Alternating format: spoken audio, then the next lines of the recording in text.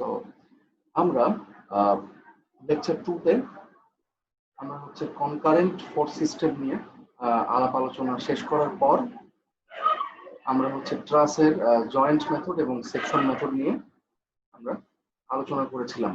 আচ্ছা, এরপর জয়েন্ট এবং সেকশন মেথড নিয়ে আলোচনা শেষ হওয়ার পর আমরা শুরু করেছিলাম হচ্ছে মোমেন্ট এবং প্যারালাল কোপ্লানার ফোর্স।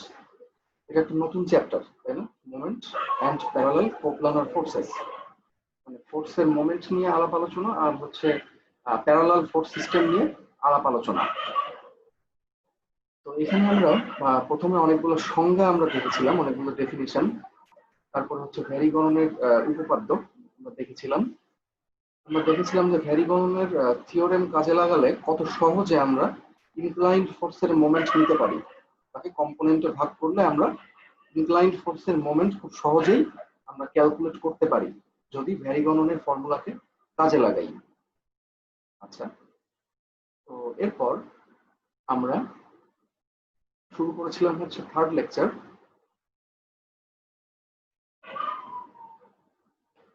থার্ড লেকচারে আমরা সেই প্যারালাল ফোর্স সিস্টেম বা প্যারালাল কোপ্লানার ফোর্স সিস্টেম নিয়ে আমরা আরেকটু আলাপ আলোচনা করেছিলাম। যেমন এখানে আমরা দেখেছিলাম যে একটা প্যারালাল ফোর্স সিস্টেমের রেজাল্টেন্ট কিভাবে বের করতে হয়, রেজাল্টেন্ট বা লব্ধি কিভাবে বের করতে হয় সেটা আমরা শিখেছিলাম।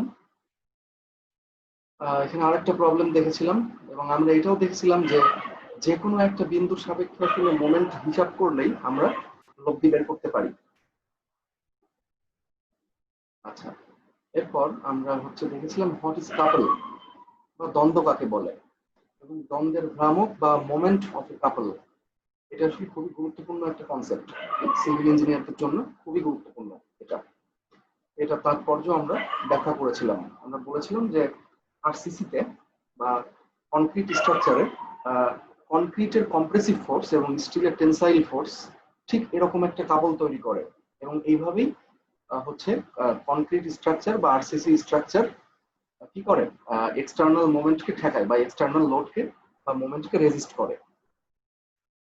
ওকে, এরপর আমরা আজকে শুরু করব হচ্ছে ফোর্থ লেকচার এবং আজকের টপিকস হচ্ছে সেম, প্যারালাল কোপ্লানার ফোর্স। অর্থাৎ ওই যে চ্যাপ্টারটা আমরা লেকচার 2 তে শুরু করেছিলাম, আমরা ওই চ্যাপ্টারটা এখনো কন্টিনিউ করছি আর কি। ঠিক আছে, আজকে আমরা দেখব যে কিভাবে একটা প্যারালাল ফোর্স সিস্টেম থেকে রেজাল্টেন্ট বের আজকে আমরা করব না। আজকে আমরা দেখব যে কিভাবে একটা প্যারালাল ফোর্স সিস্টেম থেকে আমরা এক বা একাধিক অজানা ফোর্স আমরা বের করতে পারি। কিভাবে এক বা একাধিক আসলে অজানা ফোর্স বা আননোন ফোর্স কিভাবে বের করতে পারি সেটা আমরা দেখব।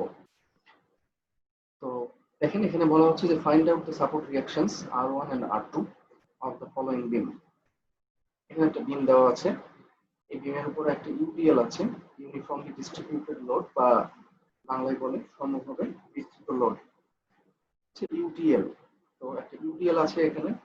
এর ইউটিএল এর ইন্টেন্সিটি হচ্ছে 400 পাউন্ড পার ফিট বা প্রতি ফিটে 400 পাউন্ড। এটা হচ্ছে ইন্টেন্সিটি, তাই না?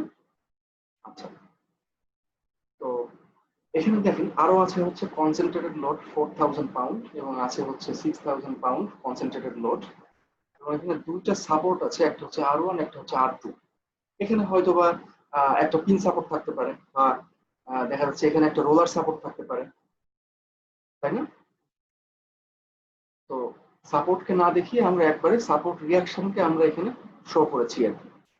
তো আজকে আমরা দেখবো যে কিভাবে একটা বিম বা একটা প্যারালাল ফোর্স সিস্টেম বা একটা বিমের উপর যে বিভিন্ন ফোর্স কাজ করে সেই ফোর্স গুলো যখন দেওয়া আছে তখন আমরা কিভাবে সাপোর্ট রিঅ্যাকশনটা বের করতে পারি। And this is very important এবং এটা যতটা ইম্পর্টেন্ট তার থেকেও বেশি সহজ, কারণ সাপোর্ট রিঅ্যাকশন বের করার জন্য জাস্ট মানে ইকুইলিব্রিয়ামের যে শর্তগুলো আছে সেই শর্তগুলো কাজে লাগালে আসলে হয়ে যায় আর কি। ঠিক আছে, তো দেখেন এখানে ডিসটেন্স গুলো দেওয়া আছে যে বিমের একদম বাম প্রান্ত থেকে এই সাপোর্টের ডিসটেন্স হচ্ছে 4 ফিট, তারপরে দুটো সাপোর্টের মধ্যবর্তী ডিসটেন্স হচ্ছে 20 ফিট আর এখান থেকে এটা 6 ফিট। আবার দেখেন যে ইউটিএল এর একদম বাম প্রান্ত থেকে বিমের বাম প্রান্ত এই ডিসটেন্সটুকু হচ্ছে 1 ফিট। আচ্ছা, ইউটিএল এর বাম প্রান্ত থেকে এই লোডটা পর্যন্ত হচ্ছে 12 ফিট আর এইটুকু হচ্ছে 4 ফিট। ঠিক আছে, তাহলে আমরা কি বুঝতে পারতেছি এখান থেকে যে এই যে টোটাল যে ইউটিএল, এই ইউটিএলটার দৈর্ঘ্য কত? দৈর্ঘ্য হচ্ছে 12 আর 4 কত 16 ফিট। আচ্ছা, তো এখন আমরা খুব ঠান্ডা মাথায় আগে দেখবো যে যে ফোর্স সিস্টেমটা দেওয়া আছে সেটা কি ধরনের ফোর্স সিস্টেম। সেটা কি কনকারেন্ট ফোর্স সিস্টেম, নাকি সেটা একটা প্যারালাল ফোর্স সিস্টেম, নাকি কোলিনিয়ার ফোর্স সিস্টেম, এটা আগে, নাকি হচ্ছে নন কনকারেন্ট নাকি নন প্যারালাল, এটা সবার আগে আমাদেরকে দেখতে হবে। তো আমরা এখানে বুঝতে পারতেছি যে মানে প্রত্যেকটাই দেখেন, প্রত্যেকটা ফোর্সের লাইন অফ অ্যাকশন একে অপরের সমান্তরাল, তাই না? তার মানে এটা অবশ্যই একটা প্যারালাল ফোর্স সিস্টেম। ওয়ালাইকুম স্যার। এখন এখানে যদি কোনো হরিজন্টাল ফোর্স থাকতো সেক্ষেত্রে হয়তো বা এটা নন প্যারালাল হইতো, বাট এখানে সেরকম কোনো ফোর্স না, এখানে সবই হচ্ছে ভার্টিক্যাল ফোর্স, কোনোটা ডাউনওয়ার্ড কোনোটা হচ্ছে আপওয়ার্ড। তাহলে এটা হচ্ছে একটা টোটালটা হচ্ছে একটা প্যারালাল ফোর্স সিস্টেম। তাহলে আমরা আইডেন্টিফাই করলাম যে এটা প্যারালাল ফোর্স সিস্টেম। এখন হচ্ছে আমরা ধরে নিব যে এই ফোর্স সিস্টেমটা ইকুইলিব্রিয়ামে আছে, বা এই স্ট্রাকচার বা এই যে বিম, এই যে বিম, এই বিমটা ইকুইলিব্রিয়ামে আছে। এবং হয়তো সবার মনে আছে যে আমরা বরাবরই কিন্তু এরকমই ধরে নিচ্ছিলাম, আমরা সবসময় তাই ধরে নেই যে কোনো একটা স্ট্রাকচার ইকুইলিব্রিয়ামে আছে। তাহলে আমরা যদি ধরে নেই যে এই বিমটা ইকুইলিব্রিয়ামে আছে, তাহলে ইকুইলিব্রিয়ামের শর্ত কয়টা হবে? প্যারালাল ফোর্স সিস্টেমের ক্ষেত্রে শর্ত হচ্ছে তিনটা: সামেশন অফ মোমেন্ট সমান 0, সামেশন অফ এফ ওয়াই সমান 0 এবং সামেশন অফ এফ এক্স সমান 0। তো এখানে যেহেতু এক্স বা হরিজন্টাল ডিরেকশন বরাবর কোনো ফোর্স নাই, তাহলে আমরা দুটো সমীকরণ ব্যবহার করব, সামেশন অফ মোমেন্ট সমান 0 এবং সামেশন অফ এফ ওয়াই সমান 0। তো প্রথমে আমরা নিচ্ছি সামেশন অফ মোমেন্ট সমান 0। এবং আমি আবারও বলছি, এই যে সামেশন অফ মোমেন্ট, এটা যে কোনো বিন্দুর সাপেক্ষে মোমেন্টের সামেশন বোঝায়, নির্দিষ্ট কোনো বিন্দু না, যে কোনো বিন্দু। এখানে আমরা সাপোজ বি বিন্দুর সাপেক্ষে মোমেন্ট নিয়ে আমরা হচ্ছে আর এ বের করতে চাচ্ছি। ঠিক আছে, এটা হয়তোবা সবাই জানেন, এটা বিমের সাপোর্ট রিঅ্যাকশন, সবাই হয়তোবা ডিপ্লোমাতে অনেকবার বের করেছেন, তো আমি জাস্ট এখানে একটু রিভিউ করতেছি আর কি। বি বিন্দুর সাপেক্ষে আমরা সবগুলো ফোর্সের মোমেন্টকে যোগ করব বা সামেশন করব। তো r1 ইন্টু 20, এই যে r1 ফোর্স ইন্টু ডিস্টেন্স হচ্ছে 20, তারপর দেখেন 400 ইন্টু 16, অর্থাৎ ইউডিএল এর মোমেন্ট নিচ্ছি। ইউডিএলটা হচ্ছে 400 পাউন্ড পার ফিট, প্রতি ফিটে 400 পাউন্ড। তার মানে কি, যদি প্রতি ফিটে 400 পাউন্ড হয় তাহলে 16 ফিটে কয় পাউন্ড হবে? 12 আর 4 কত হয়? 16। তার মানে 16 ফিটে এটা হচ্ছে হবে 400 ইন্টু 16 পাউন্ড, তাই না? জি স্যার। তাহলে মোমেন্ট নেওয়ার ক্ষেত্রে আমরা যদি ইউডিএল থাকে বা যদি কোনো ট্রায়াঙ্গুলার লোড থাকে, সেক্ষেত্রে আমরা আগে টোটাল লোড বের করবো এবং তাকে ডিস্টেন্স দ্বারা গুণ করবো। যেমন এখানে টোটাল লোডটা হচ্ছে 400 ইন্টু 16, আর ডিস্টেন্স হচ্ছে দেখেন এখান থেকে এইটুকু হচ্ছে 7 ফিট, এখান থেকে এইটুকু 7 ফিট, আর এইখান থেকে এই ইউডিএল এর যে মিডল পয়েন্ট মধ্যবিন্দু, সেটা হচ্ছে অবশ্যই 16 অর্ধেক বা 8 ফিট। কারণ কি, কারণ এই যে ইউডিএল, এই যে এত বড় একটা ইউডিএল, এর রেজাল্ট্যান্ট কাজ করবে সবসময় এই ইউডিএল এর সেন্ট্রয়েড বরাবর, এবং এই ইউডিএল এর সেন্ট্রয়েড থাকবে এই ইউডিএলটার একদম মিড পয়েন্টে বা মধ্যবিন্দুতে। তাহলে সেই মধ্যবিন্দু ডিস্টেন্স হচ্ছে এই যে এখান থেকে এইটুকু 8, আর এখান থেকে এটা হচ্ছে 7 ফিট। 7 ফিট কিভাবে পাইলাম? খুবই সহজ, দেখেন একদম এখান থেকে এই পর্যন্ত হচ্ছে 24 ফিট, 20 আর 4 24, সেখান থেকে আমরা বাদ দিলাম 1, 12 আর 1 13 আর 4 17, তাহলে 24 থেকে 17 বাদ দিলে হচ্ছে 7 ফিট, এখান থেকে এতটুকু হচ্ছে 7 ফিট। তো যাই হোক, তাহলে বি বিন্দু থেকে ইউডিএল এর রেজাল্টেন্টের ডিস্টেন্স হচ্ছে 28 7 15 ফিট। এখানে কিন্তু রেজাল্টেন্ট দেওয়া নাই, বাট এটা আমাদেরকে চিন্তা করে নিতে হবে যে টোটাল ইউডিএল এর রেজাল্টেন্ট একটা সিঙ্গেল ফোর্স, সেটা কাজ করবে এর ঠিক মধ্যবিন্দু বরাবর। ঠিক আছে, তাহলে আমরা r1 এর মোমেন্ট নিলাম, আমরা ইউডিএল এর মোমেন্ট আমরা নিলাম, এটা হচ্ছে নেগেটিভ বা এটা হচ্ছে বি বিন্দু সাপেক্ষে অ্যান্টি ক্লকওয়াইজ একটা রোটেশন দেয়। আচ্ছা, এরপর হচ্ছে 4000, দেখেন 4000 পাউন্ড, এটা অবশ্যই অ্যান্টি ক্লকওয়াইজ বি বিন্দু সাপেক্ষে ঘড়ির কাঁটার বিপরীত দিকে। তাহলে 4000 ইন্টু 11, 11 হচ্ছে ডিস্টেন্স, এই যে 7 ফিট আর 4 ফিট। স্যার 7 কেমনে হইলো স্যার? 7 ফিট এটা বুঝলাম না স্যার। এটা হচ্ছে বিয়োগ করে, জাস্ট বিয়োগ করবেন। এই এখান থেকে এতটুকু টোটাল ডিস্টেন্স থেকে এই যে এখান থেকে এতটুকু বাদ দিবেন, তাহলেই পেয়ে যাবেন। ঠিক আছে, সব ডিস্টেন্স তো দেওয়া থাকবে না, কিছু ডিস্টেন্স হয়তো বা যোগ বিয়োগ করে নিতে হবে, তাই না? আচ্ছা, তো 4000 ইন্টু 11, তাহলে আমরা গেল। এরপর হচ্ছে আমরা নিচ্ছি এই যে 6000 পাউন্ড। এই যে 6000 পাউন্ড, এটা ডিস্টেন্স হচ্ছে যে 6 ফিট দেওয়া আছে।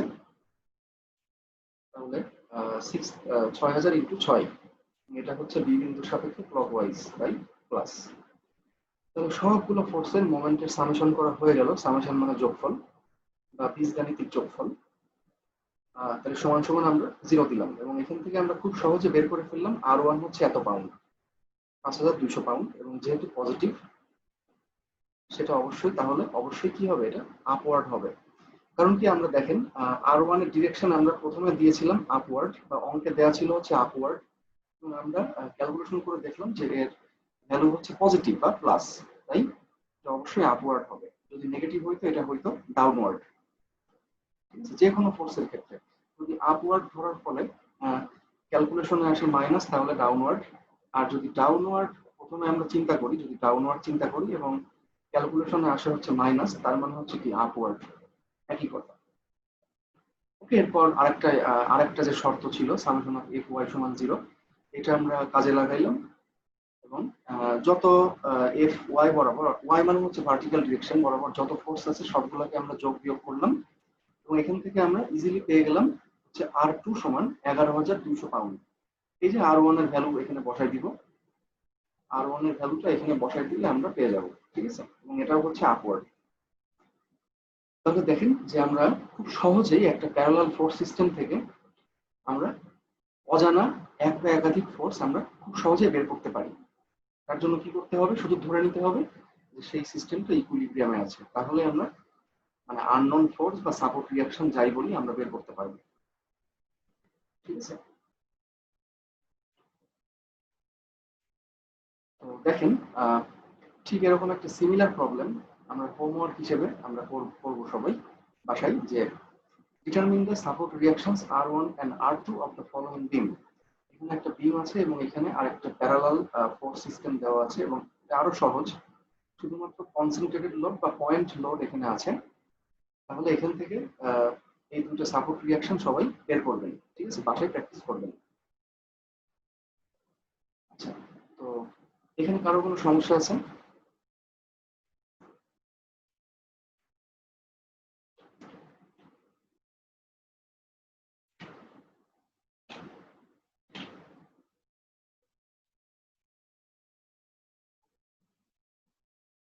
এখানে কারো কোনো সমস্যা থাকলে এখনো সময় আছে, বলেন।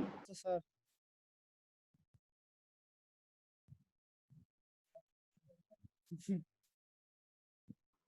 আচ্ছা, এখানে কারো কোনো সমস্যা আছে আমি এতক্ষণ যা বললাম? জি স্যার, শুনতে পাই নাই কিছু স্যার। লাস্টে তো কিছুই শোনা যায় নাই স্যার। কোত্থেকে শুনতে পান নাই, কোন জায়গা থেকে? স্যার ওই যে হোমওয়ার্কটা, এটা স্যার। জি হোমওয়ার্ক? Sir, homework. আচ্ছা, আপনার স্ক্রিনটাও তো দেখতে পাচ্ছি না স্যার। ধৈর্য ধরেন, অবশ্যই দেখতে পাবেন।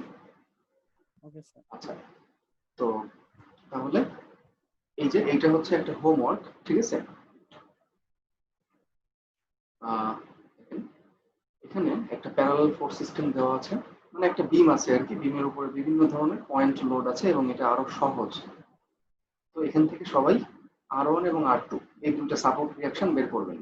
এখানে হয়তো বা সাপোর্টের জায়গায় হয়তো পিন থাকতে পারে, বা একটা রোলার থাকতে পারে, তাই না? বা এই পাশে রোলার, এই পাশে পিন থাকতে পারে। যাই হোক, দুটো সাপোর্ট রিঅ্যাকশন আর কি, এই দুটো সাপোর্ট রিঅ্যাকশন সবাই বের করবেন বাসায়। ঠিক আছে, ওকে স্যার। ওকে। তাহলে আমরা দেখলাম যে কিভাবে একটা প্যারালাল ফোর্স সিস্টেম থেকে আমরা এক বা একাধিক আননোন ফোর্স বা অজানা ফোর্স বের করতে পারি। ঠিক আছে, ওকে। তো এরপর আমরা একটা ছোট্ট জিনিস আমরা দেখবো, ছোট সংজ্ঞা আমরা শিখবো, সেটা হচ্ছে টর্ক।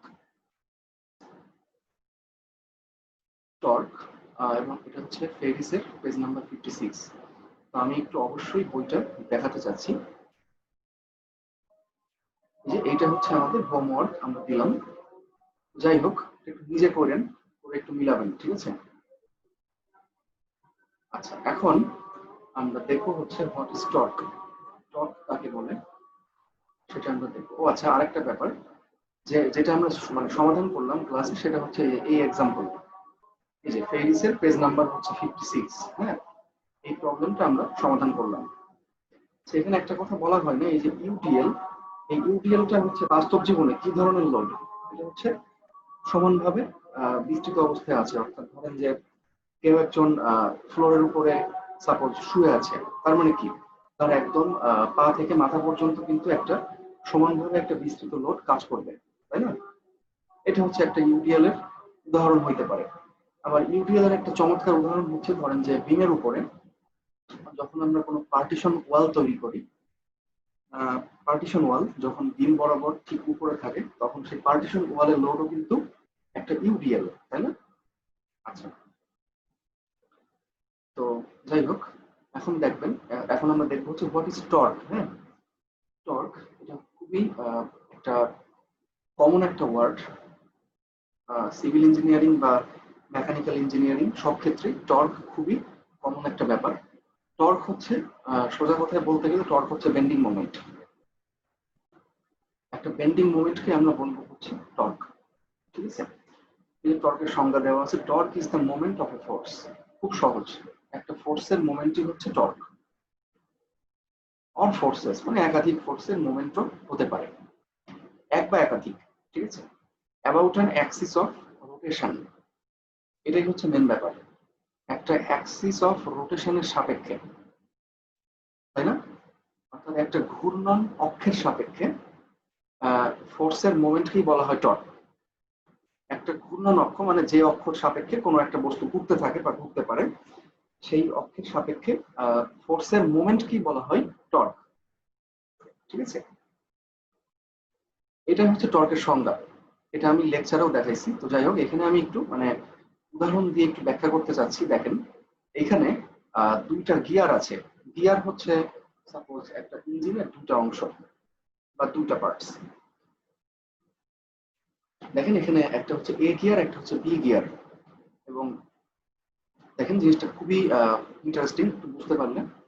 দেখেন, এ গিয়ারটা হচ্ছে এই যে এই অক্ষের সাপেক্ষে ঘুরতে পারে, এদিকে বা এদিকে যে কোনো একদিকে সে ঘুরতে পারে, এই যে তার সেন্টারের সাপেক্ষে।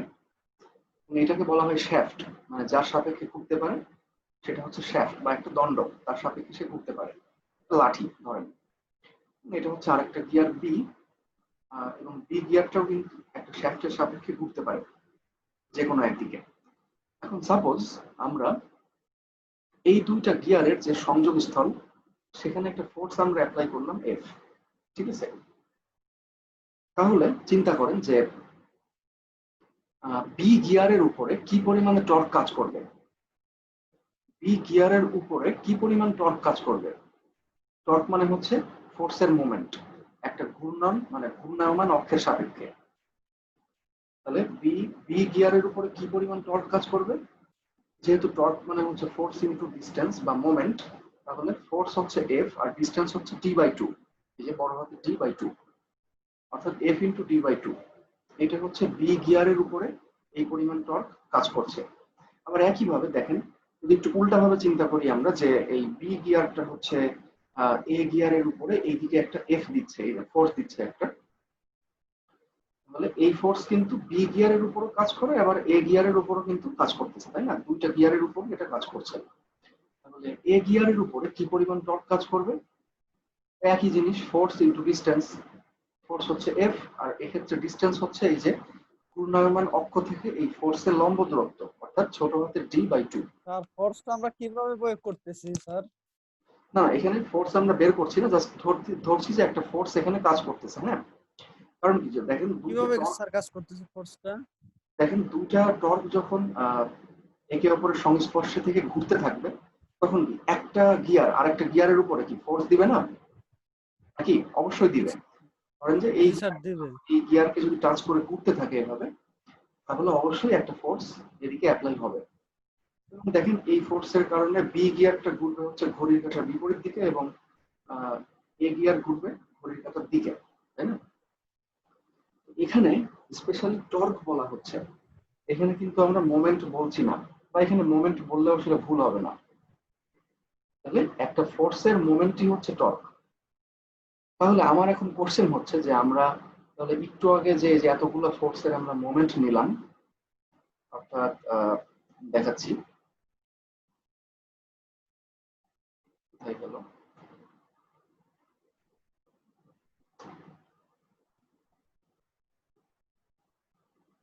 আচ্ছা একটু,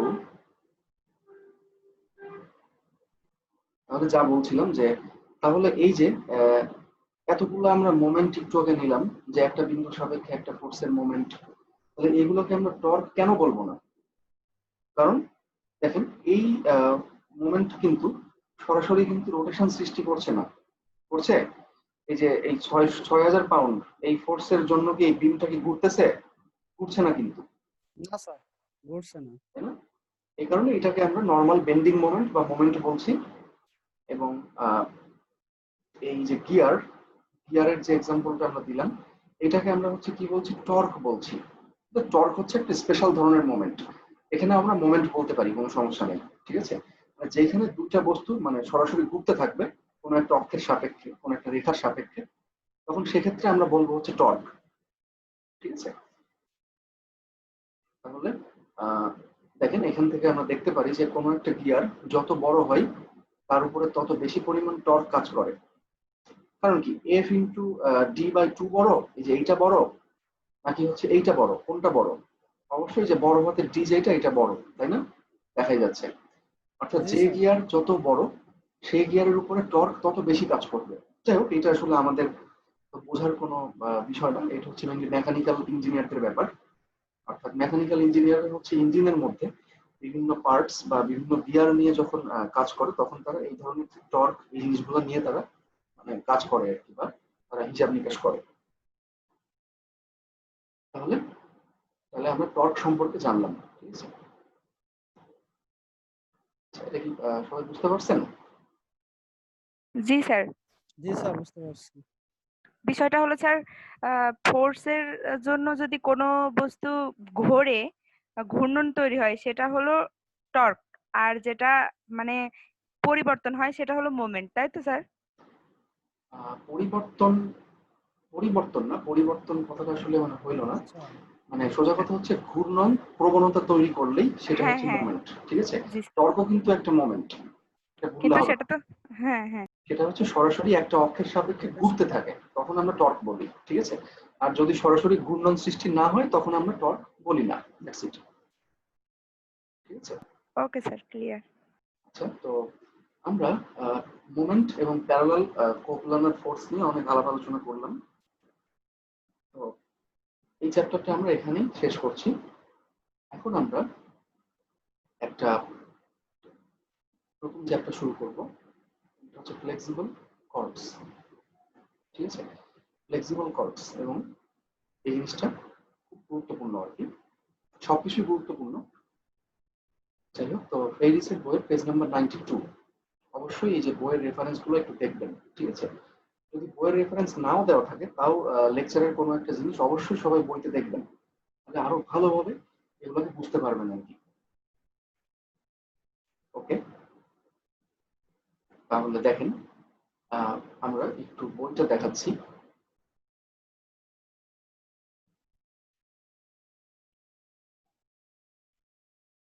এটাই হচ্ছে পেজ নাম্বার 92, দেখেন চ্যাপ্টার 5, ঠিক আছে?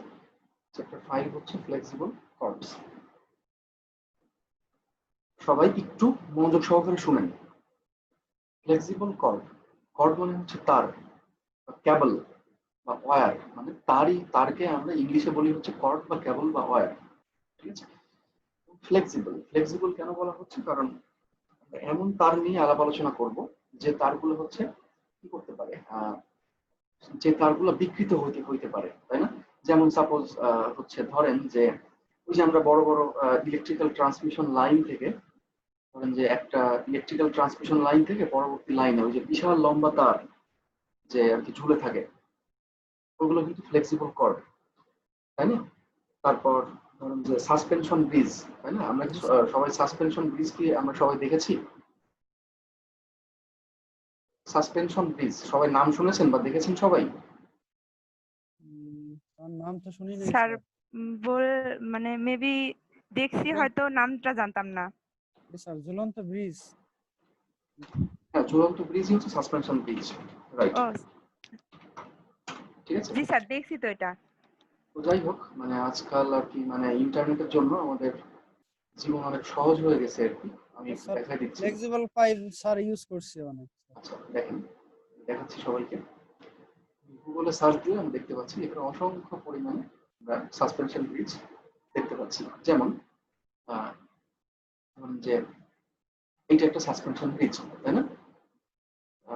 দেখেন এইখানে এই যে এটা হচ্ছে ব্রিজের স্ল্যাব, এবং এখানে অসংখ্য লোহার রড দ্বারা এই ব্রিজটাকে সাপোর্ট দেওয়া আছে, এবং এই রডগুলোকে আবার সাপোর্ট দেওয়া আছে এই কেবলের সঙ্গে, তাই না? তাহলে আলটিমেটলি এই ব্রিজের উপরে যত লোড আছে সব লোডই কিন্তু এই কেবলের উপরে আসবে, এই যে এই কেবল বা তারের উপরে আসবে। তো এইটা হচ্ছে একটা ফ্লেক্সিবল কর্ড, ঠিক আছে? এই যে এইগুলো হচ্ছে ফ্লেক্সিবল কর্ড। আর এই যে লোহার রড দ্বারা এগুলোকে সাপোর্ট দেওয়া থাকে, অসংখ্য রড দুই দিকে, এগুলোকে হচ্ছে বলা হয় হ্যাঙ্গার, ঠিক আছে? ওকে, অসংখ্য সাসপেনশন ব্রিজ আমরা দেখতে পাই। এই যে এইটা হচ্ছে কর্ড, ফ্লেক্সিবল কর্ড, আর এগুলো হচ্ছে হ্যাঙ্গার, আর এটা হচ্ছে ব্রিজের স্ল্যাব। এটা একটা সাসপেনশন ব্রিজ। তারপর এটা একটা বিশাল সাসপেনশন ব্রিজ, স্প্যান অনেক বড়। এই যে এটা হচ্ছে ফ্লেক্সিবল কর্ড, এগুলো হচ্ছে হ্যাঙ্গার, ঠিক আছে? আর এই যে এইগুলো সাসপেনশন ব্রিজ। দেখেন এইখানে এখানে আবার হ্যাঙ্গার না, এখানে হচ্ছে রোপের মাধ্যমে বা দড়ির মাধ্যমে আবার সাপোর্ট দেওয়া আছে। এই যে এইটা হচ্ছে একটা ফ্লেক্সিবল কর্ড, এই যে দৈর্ঘ্য বরাবর চলে গেছে যেটা। তো আবার ইলেকট্রিক্যাল ট্রান্সমিশন লাইনে যে তারের মধ্য দিয়ে আর কি হাই ভোল্টেজ ইলেকট্রিসিটি প্রবাহিত হয়, সেগুলো কিন্তু ফ্লেক্সিবল কর্ড। তো আমরা এই কোর্সে বা এই চ্যাপ্টারে আমরা এই ফ্লেক্সিবল কর্ডের টেনশন কিভাবে বের করতে হয় সেটা আমরা শিখবো। কারণ আমরা সবাই জানি যে কর্ড মাত্র টেনশনে থাকবে, মানে তার কখনো কম্প্রেশনে থাকতে পারেই না। এটা আমি ব্যাখ্যা করছিলাম আগে একটা ক্লাসে। তাহলে আমরা এই তারের টেনশন গুলোকে আমরা বের করা শিখবো, ঠিক আছে? ওকে। আরেকটা ব্যাপার যে যখন কোনো চ্যাপ্টার আমরা শুরু করব, নতুন চ্যাপ্টার, তখন আমি সবাইকে সাজেস্ট করব যে আর কি মানে সবাই এই চ্যাপ্টারের প্রথম 1 থেকে 2টা পেজ বা ভূমিকাগুলো একটু পড়বেন আর কি। পড়লে অনেক কিছু আর কি জানতে পারবেন, ঠিক আছে? ওকে।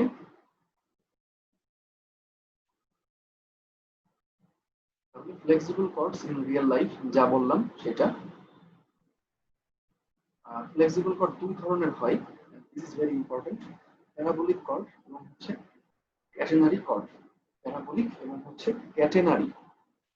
এবং এই যে কর্ডের নামকরণ আমরা করছি, এই নামকরণ কিন্তু অন্য কোনো জায়গা থেকে আসছে না। এটা হচ্ছে এই যে মানে কর্ডের যে শেপ, যে আকৃতি, সেই আকৃতির থেকে এই নামগুলো আসছে আর কি। যেমন প্যারাবোলিক কর্ড, তার মানে নাম থেকে আমরা বুঝতে পারতেছি যে এই কর্ডের আকৃতি হচ্ছে কি একটা প্যারাবোলার মতো বা একটা পরাবৃত্তের মতো, ঠিক আছে? আবার ক্যাটেনারি হচ্ছে একটা বিশেষ ধরনের আকৃতি, এটা আমি পরে ব্যাখ্যা করব।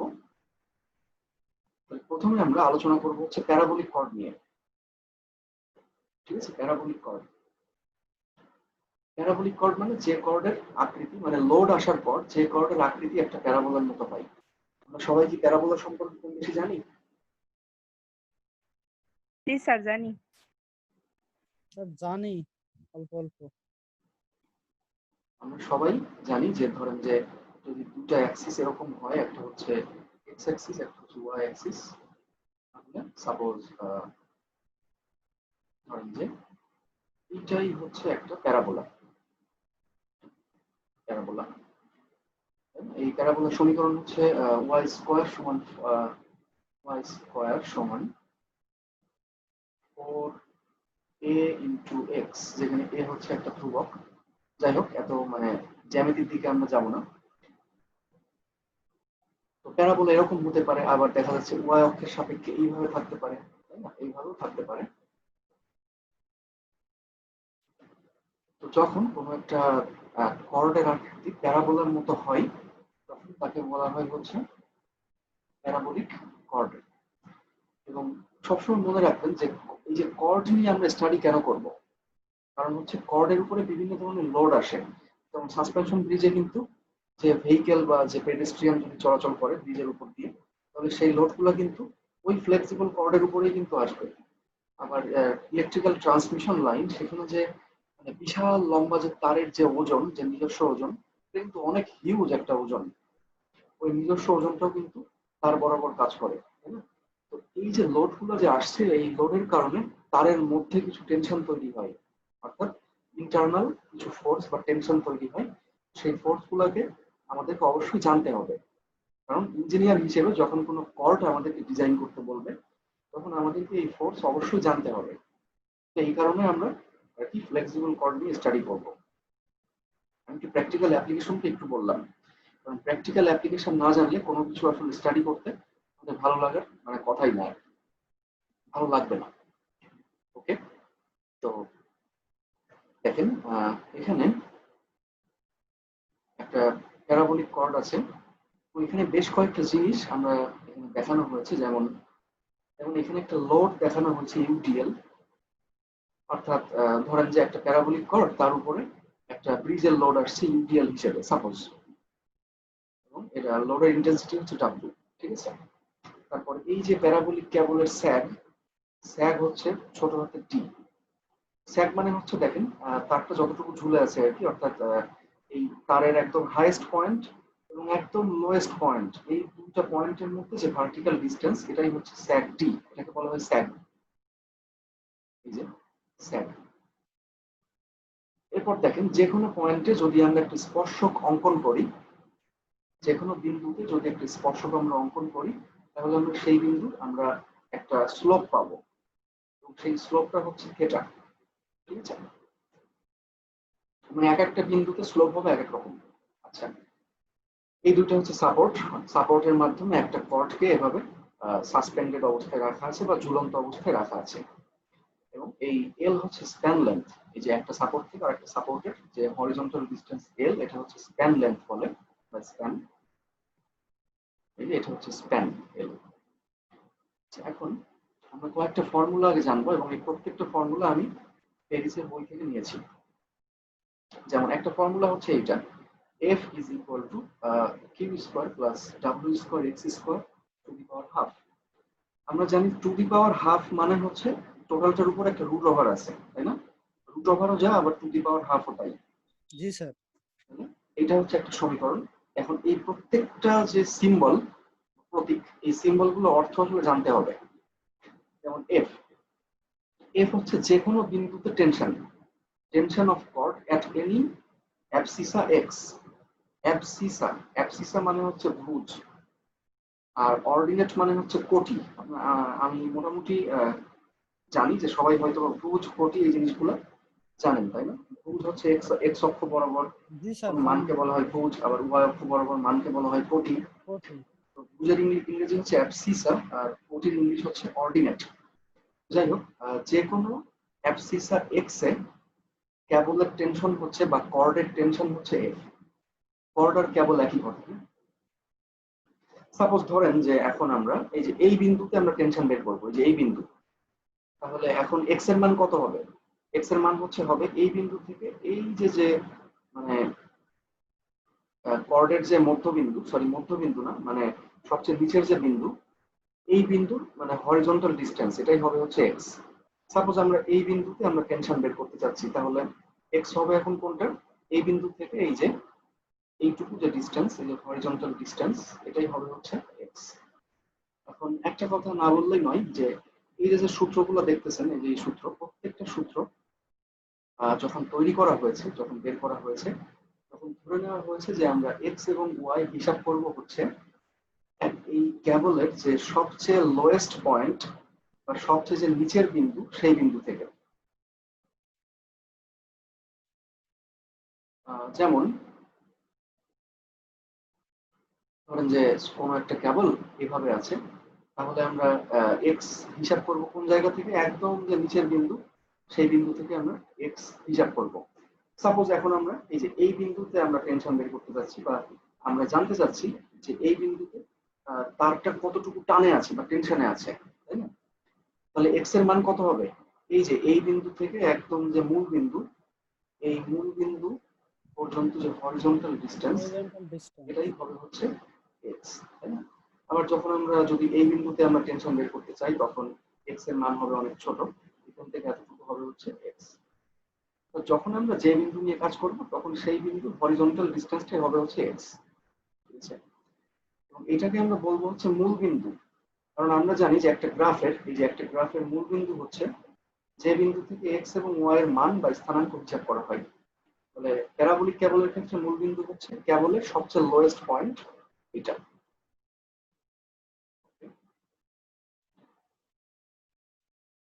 তাহলে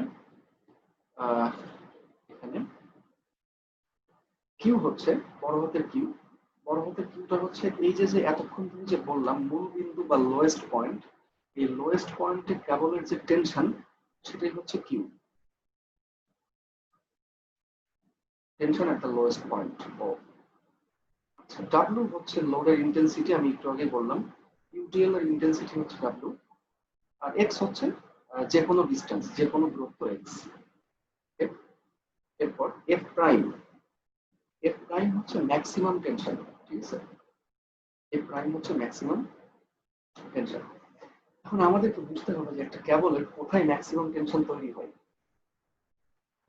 কেবল আমরা যতই সাপোর্টের দিকে যাব, এই যে সাপোর্ট বরাবর সাপোর্টের দিকে আমরা যতই যাব, ততই এতে টেনশনের পরিমাণটা বাড়তে থাকবে। এটা হয়তো আপনারা একটু যদি মনে মনে ইমাজিন করেন যে একটা কেবল আছে, তার উপরে লোড আছে, তাহলে এই কেবলের টান সবচেয়ে বেশি কোথায় হবে? অবশ্যই একদম সাপোর্টের কাছাকাছি বা একদম সাপোর্টে, এই যে এই বিন্দুতে সবচেয়ে বেশি টেনশন হবে, এবং এই বিন্দুতে, ঠিক আছে? তাহলে সেই ম্যাক্সিমাম টেনশনটা হচ্ছে এফ প্রাইম। এফ প্রাইমের ফর্মুলা হচ্ছে এখানে দেওয়া আছে, আমি দেখাইছি। বড় হাতের এল হচ্ছে স্প্যান, আর বাকিগুলোর অর্থ আমরা জানি। দুইটা সাপোর্টের মধ্যবর্তী ডিসটেন্সকে বলা হয় হচ্ছে স্প্যান বা স্প্যান লেন্থ। এখন সবাইকে যে এই দুটো ফর্মুলা মাথায় রাখতে হবে তা না, আমি আরো সহজ করে দিচ্ছি। শুধুমাত্র এই একটা ফর্মুলা মাথায় রাখলেই হবে। আর এটা হচ্ছে একটা স্পেশাল ফর্মুলা, এই ফর্মুলাটা মাথায় রাখলেও হবে, না রাখলেও হবে। আমরা এই ফর্মুলাটা আমরা এখান থেকেই বের করতে পারি। কিভাবে বের করতে পারি একটু সবাই খেয়াল করেন। যে আমরা যেহেতু জানি যে সাপোর্টে ম্যাক্সিমাম টেনশন তৈরি হয়, তাহলে সাপোর্টের ক্ষেত্রে এক্স এর মান কত হবে? দেখেন সাপোর্ট মানে এই বিন্দু, সাপোর্টের ক্ষেত্রে এক্স এর মান হবে হচ্ছে L/2। খুব সিম্পল ব্যাপার। কারণ মূল বিন্দু হচ্ছে কেবলের একদম মিড পয়েন্টে আছে, তাহলে সাপোর্টের ক্ষেত্রে এক্স এর মান হবে হচ্ছে L/2। তাহলে এখানে এক্স এর মান L/2 বসাই দিলে আমরা এই সমীকরণটা পেয়ে যাচ্ছি। এটা মানে মূলত একই সমীকরণ, জাস্ট একটু ফর্মটা একটু আলাদা আর কি। ওকে, এরপর আমরা আরেকটা সমীকরণ দেখবো, হচ্ছে কিউ সমান WL²/8T। এটা হচ্ছে tension at the lowest point Q. এটা বের করার ফর্মুলা হচ্ছে এটা, আমরা একটু এটা মাথায় রাখবো আর কি, এই ফর্মুলাগুলো। এখানে ডি মানে হচ্ছে কেবলের যে স্যাগ, সেটা, ঠিক আছে? প্রত্যেকটা অর্থই আমরা এখন জানি। ট্যান থিটা সমান হচ্ছে WX/Q। This is very interesting যে আমরা কেবলের যে কোনো বিন্দুতে আমরা স্লোপ বের করতে পারি। তার ফর্মুলা খুবই সহজ, এবং ফর্মুলা হচ্ছে কি WX/Q। এটা খুবই সহজ একটা ফর্মুলা, তাই না? আমরা দেখেই বুঝতে পারতেছি। এখানে প্রত্যেকটার মান অর্থ আমরা জানি, এবং শুধুমাত্র থিটা এর অর্থ আমরা মানে বলি নাই। এই যে এখানে দেখানো হয়েছে হোয়াট ইজ থিটা। ধরেন যে সাপোজ ধরেন যে আমরা কেবলের কোনো একটা বিন্দুতে, এইটা হচ্ছে একটা কেবল, হ্যাঁ, এইটা হচ্ছে একটা কেবলের অনেক স্যাগ। স্যাগ হচ্ছে একদম এই হাইয়েস্ট পয়েন্ট, এখান থেকে শুরু করে একদম লোয়েস্ট পয়েন্ট এই পর্যন্ত হচ্ছে স্যাগ ডি। সাপোজ ধরেন যে আমাদের দরকার যে আমরা এই যে বিন্দু আছে একদম, সরি, এই বিন্দুতে আমরা এই কেবলের স্লোপ বের করবো, ঠিক আছে? স্লোপ এখন স্লোপ মানে কি? স্লোপ মানে হচ্ছে ঢাল। আর ঢাল মানে হচ্ছে যদি কোনো বিন্দুতে আমরা একটা স্পর্শক অঙ্কন করি, তাহলে সেই স্পর্শক এক্স অক্ষের সঙ্গে যে কোণ উৎপন্ন করে সেটা। তাহলে আমরা যে বিন্দুতে আমরা স্লোপ বের করবো, আমরা সেই বিন্দুতে একটা স্পর্শক অঙ্কন করব। স্পর্শক, এই কনসেপ্টটা খুবই গুরুত্বপূর্ণ। ঠিক আছে? কোনো একটা কার্ভের, সে বৃত্ত হোক, প্যারাবোলা হোক, হাইপারবোলা হোক, যাই হোক, যে কোনো কার্ভের যদি কোনো বিন্দুতে আমরা স্লোপ বের করতে চাই, তাহলে ওই বিন্দুতে একটা স্পর্শক অঙ্কন করতে হয়। স্পর্শকের ইংলিশ হচ্ছে ট্যানজেন্ট। তাহলে এই বিন্দুর স্পর্শক দেখতে কেমন হবে? দেখতে অনেকটা ধরেন যে এরকম হবে আর কি, যে এই বিন্দুকে স্পর্শ করে একটা সরল রেখা এভাবে চলে যাবে। ড্র করা আসলে ভালো হয় না, একটু সরার দরকার ছিল। যাই হোক, সাপোজ এটাই হচ্ছে আমাদের সেই স্পর্শক, তাই না? স্পর্শক কিন্তু আর বক্ররেখা না, এটা অবশ্যই একটা সরল রেখা। এবং এইটা দেখেন এক্স অক্ষের সঙ্গে যে অ্যাঙ্গেল উৎপন্ন করে, এই যে এইটা অথবা এইটা, এটাই হচ্ছে স্লোপ। এটাই হচ্ছে এই বিন্দুর স্লোপ বা ঢাল। তো এখন আমরা দেখেই বুঝতে পারতেছি যে আমরা যত সাপোর্টের দিকে যাব, যদি এই বিন্দুতে আমরা একটা স্পর্শক ড্র করি। স্যার অ্যাঙ্গেলটা কি দুই দিকেই হবে না যে কোনো একদিকে হবে স্যার? আচ্ছা, অ্যাঙ্গেল দেখেন, আসলে স্লোপের সংজ্ঞা হচ্ছে যে ধনাত্মক এক্স অক্ষের সঙ্গে যে অ্যাঙ্গেল উৎপন্ন করে। যেমন এটা হচ্ছে ধনাত্মক x Axis, positive x Axis, তাহলে এর সঙ্গে যে অ্যাঙ্গেল উৎপন্ন করে সেটাই হচ্ছে স্লোপ। এটা হচ্ছে আসল সংজ্ঞা। অরিজিনালি অ্যাঙ্গেল হবে হচ্ছে এইটা। ঠিক আছে? জি স্যার। আর যেহেতু এই অ্যাঙ্গেলটা 90 ডিগ্রি বেশি, তাহলে এটা হচ্ছে নেগেটিভ হয় আর কি। আচ্ছা, অ্যাঙ্গেলের কথা যখন বললেন তখন আমি বলি যে স্লোপের সংজ্ঞা হচ্ছে যে যদি কোনো বিন্দুতে আমরা স্লোপ বের করতে চাই, তাহলে ওই বিন্দুতে একটা স্পর্শক আমরা অঙ্কন করব, এবং সেই স্পর্শকটা ধনাত্মক এক্স অক্ষের সঙ্গে যে কোণ উৎপন্ন করে সেটা হচ্ছে স্লোপ। যে কোণ উৎপন্ন করে শুধু সেটাই যে স্লোপ তা না, যে কোণ উৎপন্ন করে তার ট্যানজেন্টকে বলা হয় স্লোপ, মানে ট্যান করতে হবে। সাপোজ এই অ্যাঙ্গেলটা হচ্ছে, সাপোজ ধরেন যে 60 ডিগ্রি, তাহলে স্লোপ হবে হচ্ছে কি বলেন তো? Tan 60 degree. এটাই হবে হচ্ছে এই পয়েন্টের স্লোপ। ঠিক আছে? এবং 90 ডিগ্রির বেশি হইলে এই যে ট্যান, এটার মান হচ্ছে নেগেটিভ হয়। যাই হোক, যেটা বলতেছিলাম, দেখেন যে আমরা যত সাপোর্টের দিকে যাব, যদি এই বিন্দুতে একটা স্পর্শক আমরা ড্র করতে চাই, দেখেন এর স্পর্শকটা কিন্তু আরো অনেক ঢালু, তাই না? একদম আরো অনেক ঢালু, মানে এইটার থেকে অনেক ঢালু, এবং এর অ্যাঙ্গেল কিন্তু অনেক বেশি। আমরা যে কোনো একটা সাপেক্ষে হিসাব করি, হ্যাঁ? আমরা এখন বোঝার সুবিধার্থে আমরা এইটার সাপেক্ষে হিসাব করি। ঠিক আছে? দেখেন এইখানে ছোট্ট একটা অ্যাঙ্গেল, কিন্তু এইখানে কিন্তু অনেক বড় অ্যাঙ্গেল, তাই না? আবার একইভাবে ধরেন যে যদি আমরা এই বিন্দুতে স্পর্শক টানি, তাহলে এর অ্যাঙ্গেলটা হবে হচ্ছে কি অনেক ক্ষুদ্র। আবার যদি একদম এই সাপোর্টের এইখানে একটা আমরা স্পর্শক ড্র করি, তাহলে দেখেন এই স্পর্শক প্রায় লম্ব, এই স্পর্শকটা হচ্ছে প্রায় এক্স অক্ষের সঙ্গে লম্ব হবে, অর্থাৎ অনেক বড় একটা অ্যাঙ্গেল। মানে যত আমরা সাপোর্টের দিকে যাব, তত কি হবে, এই কেবলটা আস্তে আস্তে ঢালু হতে থাকবে, এবং সঙ্গে সঙ্গে এই স্পর্শকগুলো আস্তে আস্তে ঢালু হবে, বা এই অ্যাঙ্গেলটা বাড়তে থাকবে। আর এই অ্যাঙ্গেল যত বাড়বে তত স্লোপ বাড়বে। যেমন একটা লাইন যদি এরকম হয়, সাপোজ এইটা হচ্ছে একটা লাইন, হ্যাঁ? তাহলে দেখেন এই পয়েন্টটা কিন্তু, এই লাইনটা হরিজন্টাল, অর্থাৎ এই পয়েন্টে একটা স্পর্শক ড্র করলে সেটা একটা হরিজন্টাল লাইন হবে, এবং এর ঢাল হবে হচ্ছে কত? 0। কিন্তু যদি আমরা আস্তে আস্তে ডান দিকে যাই, দেখেন যত ডান দিকে যাচ্ছি তত এটা ঢালু হচ্ছে। তার মানে হচ্ছে এইদিকে যতই যাব তত এর স্লোপটা আস্তে আস্তে বাড়বে। অ্যাঙ্গেল বাড়বে মানেই হচ্ছে স্লোপ বাড়বে। এবং স্লোপ 0 কোথায় হবে? যে এখানে হচ্ছে এটা হরিজন্টাল, এই যে এটা হচ্ছে 0 স্লোপ। তারপর এইখানে হচ্ছে সবচাইতে ম্যাক্সিমাম স্লোপ।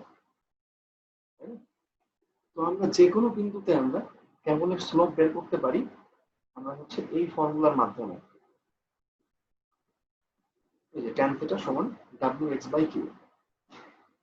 এখানে আমরা বলবো যে এট দ্য সাপোর্ট, মানে সাপোর্টের স্লোপ এবং টেনশন হচ্ছে ম্যাক্সিমাম। সাপোর্টের স্লোপও ম্যাক্সিমাম, আবার টেনশনও ম্যাক্সিমাম। এবং সাপোর্টের স্লোপটা হচ্ছে tan θ প্রাইম সমান 4d/l। এবং এটা মনে রাখলেও চলবে, না রাখলেও চলবে। আমরা এই একটা জেনারেল ফর্মুলা দ্বারা আমরা যে কোনো বিন্দু স্লোপ আমরা বের করতে পারবো, যে কোনো বিন্দু।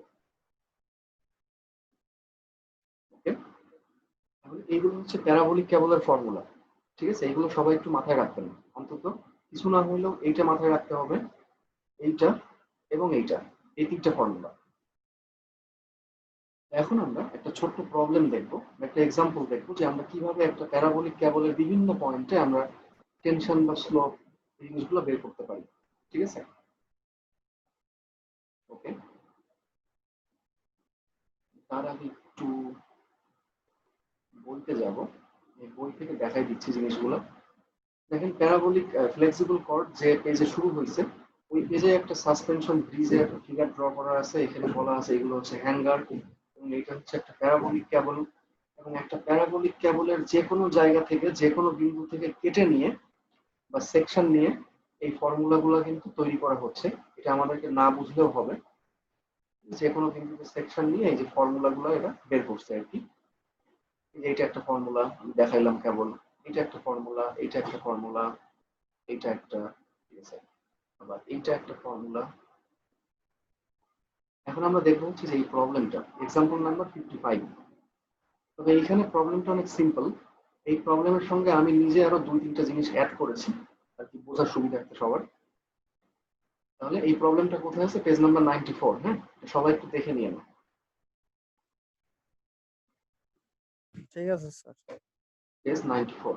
আচ্ছা, তার আগে ঠিক নিয়ে আচ্ছা, তো এখন সবাই একটু মনোযোগ দেই। যেখানে বলা আছে যে a cable is suspended between 2 points। এখন এই কোশ্চেনের সঙ্গে কিন্তু কোনো ফিগার নাই, ঠিক আছে। ফিগার কিন্তু আসলে মনে মনে ড্র করে নিতে হবে আর কি, বা ফিগারটা আসলে কোশ্চেন দেখে বুঝে ফিগারটা খাতায় হয়তো ড্র করতে হবে। সো এটা বলতে যাচ্ছি যে একটা কোশ্চেন আমরা করবো, এটা করে অবশ্যই এটা বুঝতে হবে আর কি, যে কোশ্চেনে কি বলতে যাচ্ছে। এখানে বলা আছে যে ক্যাবল ইজ সাসপেন্ডেড, সাসপেন্ডেড মানে ঝুলন্ত অবস্থায় আছে, বিটুইন 2 পয়েন্টস, দুইটা পয়েন্টের মাঝখানে, অন দ্য সেম লেভেল, একই লেভেলে। পয়েন্ট মানে সাপোর্ট, মানে দুইটা দুইটা সেম লেভেলের সাপোর্ট থেকে একটা কেবল ঝুলন্ত অবস্থায় আছে, এবং তার স্প্যান হচ্ছে 500 ফিট। মানে দুইটা সাপোর্টের মধ্যে হরিজন্টাল ডিস্টেন্স 500 ফিট। বড় হাতের এল, তাই না? এটা হচ্ছে বড় হাতের L, capital L. And the sag of 50 feet, মানে স্মল ডি হচ্ছে 50 feet. If the load is 2 pound per feet uniformly distributed horizontally, find the tension in the cable at the low point। অর্থাৎ যদি, if মানে যদি, যদি load হয় এরকম যে প্রতি ফিটে 2 পাউন্ড, তাহলে, এবং সেই লোডটা কেমন, হরিজন্টাল ভাবে ইউনিফর্মলি ডিস্ট্রিবিউটেড, যদি তাই হয় তাহলে এখন বের করতে হবে, ফাইন্ড মানে খুঁজে বের করো বা বের করো, tension in the cable at the low point, সবচেয়ে নিচের পয়েন্টে কেবলের টেনশন।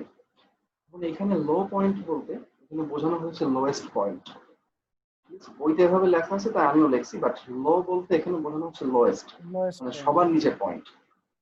ওকে, তার মানে বড় হাতের কিউ এখানে বের করতে বলা হচ্ছে।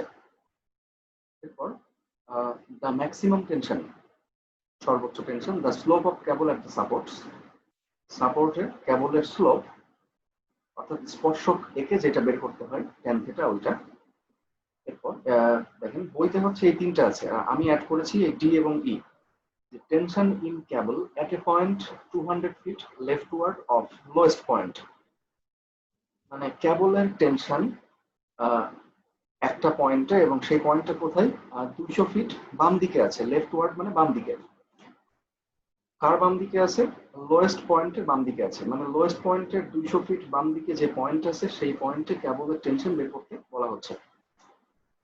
আর slope of cable at a point 100 feet rightward from the lowest point, মানে লোয়েস্ট পয়েন্ট থেকে 100 ফিট ডান দিকে যে পয়েন্ট আছে সেই পয়েন্টে আবার কি বের করতে বলা হচ্ছে? স্লোপ বের করতে বলা হচ্ছে। ঠিক আছে, মানে আমি যে কোনো দুইটা আরবিট্রারি যে কোনো দুইটা পয়েন্টে আমি টেনশন এবং স্লোপ বের করা দেখাবো আর। তো প্রথমেই আমরা আগে কেবলটাকে ড্র করব, তাহলে আমাদের সুবিধা হবে। তাহলে এটা হচ্ছে একটা প্যারাবোলিক কেবল, এবং লোড আছে হচ্ছে এইভাবে ইউডিএল। ইউডিএল ইন্টেন্সিটি হচ্ছে 2। আচ্ছা, বারবার ইন্টেন্সিটি কতটা আমি বলছি, ইন্টেন্সিটি অর্থ হচ্ছে যে প্রতি ফিট বা প্রতি মিটার বা প্রতি ইঞ্চি, বা একই কথা, সোজা কথা, প্রতি একক দৈর্ঘ্যে, প্রতি একক দৈর্ঘ্যে যে পরিমাণে লোড থাকে সেই সংখ্যাটাকে হচ্ছে বলা হয় লোড ইন্টেন্সিটি। যেমন এখানে যদি এরকম হইতো সাপোজ যে 10 কিলোনিউটন পার মিটার, তাহলে ইন্টেন্সিটি হচ্ছে 10। ঠিক আছে, মানে ইন্টেন্সিটি মানে কিন্তু টোটাল লোড না, এটা হচ্ছে প্রতি ফিটে লোড বা প্রতি মিটারের লোড। লোড ইন্টেন্সিটি দেওয়া আছে, স্যাগ দেওয়া আছে, স্প্যান দেওয়া আছে। বের করতে হবে, প্রথমে আমরা বের করবো হচ্ছে a tension in the cable at the low point. তার মানে আমাদের যদি ফর্মুলাগুলো একটু মাথায় থাকে তাহলে আমরা বুঝতে পারতেছি যে এখানে কিউ বের করতে বলা হচ্ছে, এবং কিউ এর ফর্মুলা খুব সহজ, WL²/8 × B। এখানে W এর মান আমরা বসাই দিলাম, L এর মান বসালাম, এবং D এর মান আমরা বসাই দিলাম। সবকিছুই অঙ্কে দেওয়া আছে, এবং আমরা পেয়ে গেলাম কত? 1250 পাউন্ড। এটাই হচ্ছে আমাদের অ্যান্সার। একটা কথা বলে রাখি যে কেবলের সবচাইতে বেশি টেনশন আসে হচ্ছে সাপোর্টে, এবং সবচাইতে কম টেনশন আসে কোথায়? এই যে লোয়েস্ট পয়েন্টে বা মিডিলে বলতে পারি, যে যেখানে কেবলের এলিভেশন সবচেয়ে নিচে, বা যেখান থেকে আসলে এক্স এবং ওয়াইটা হিসাব করা হচ্ছে, বা মূল বিন্দু যাই বলি। এরপর নাম্বার বি হচ্ছে কি বলা হচ্ছে? The maximum tension. ম্যাক্সিমাম টেনশনের একটা সরাসরি ফর্মুলা আমাদের জানা ছিল এইটা। এখন কেউ চাইলে এইটাও ব্যবহার করতে পারেন, আবার এইটাও করতে পারেন। আমি দুইটাই দেখাচ্ছি।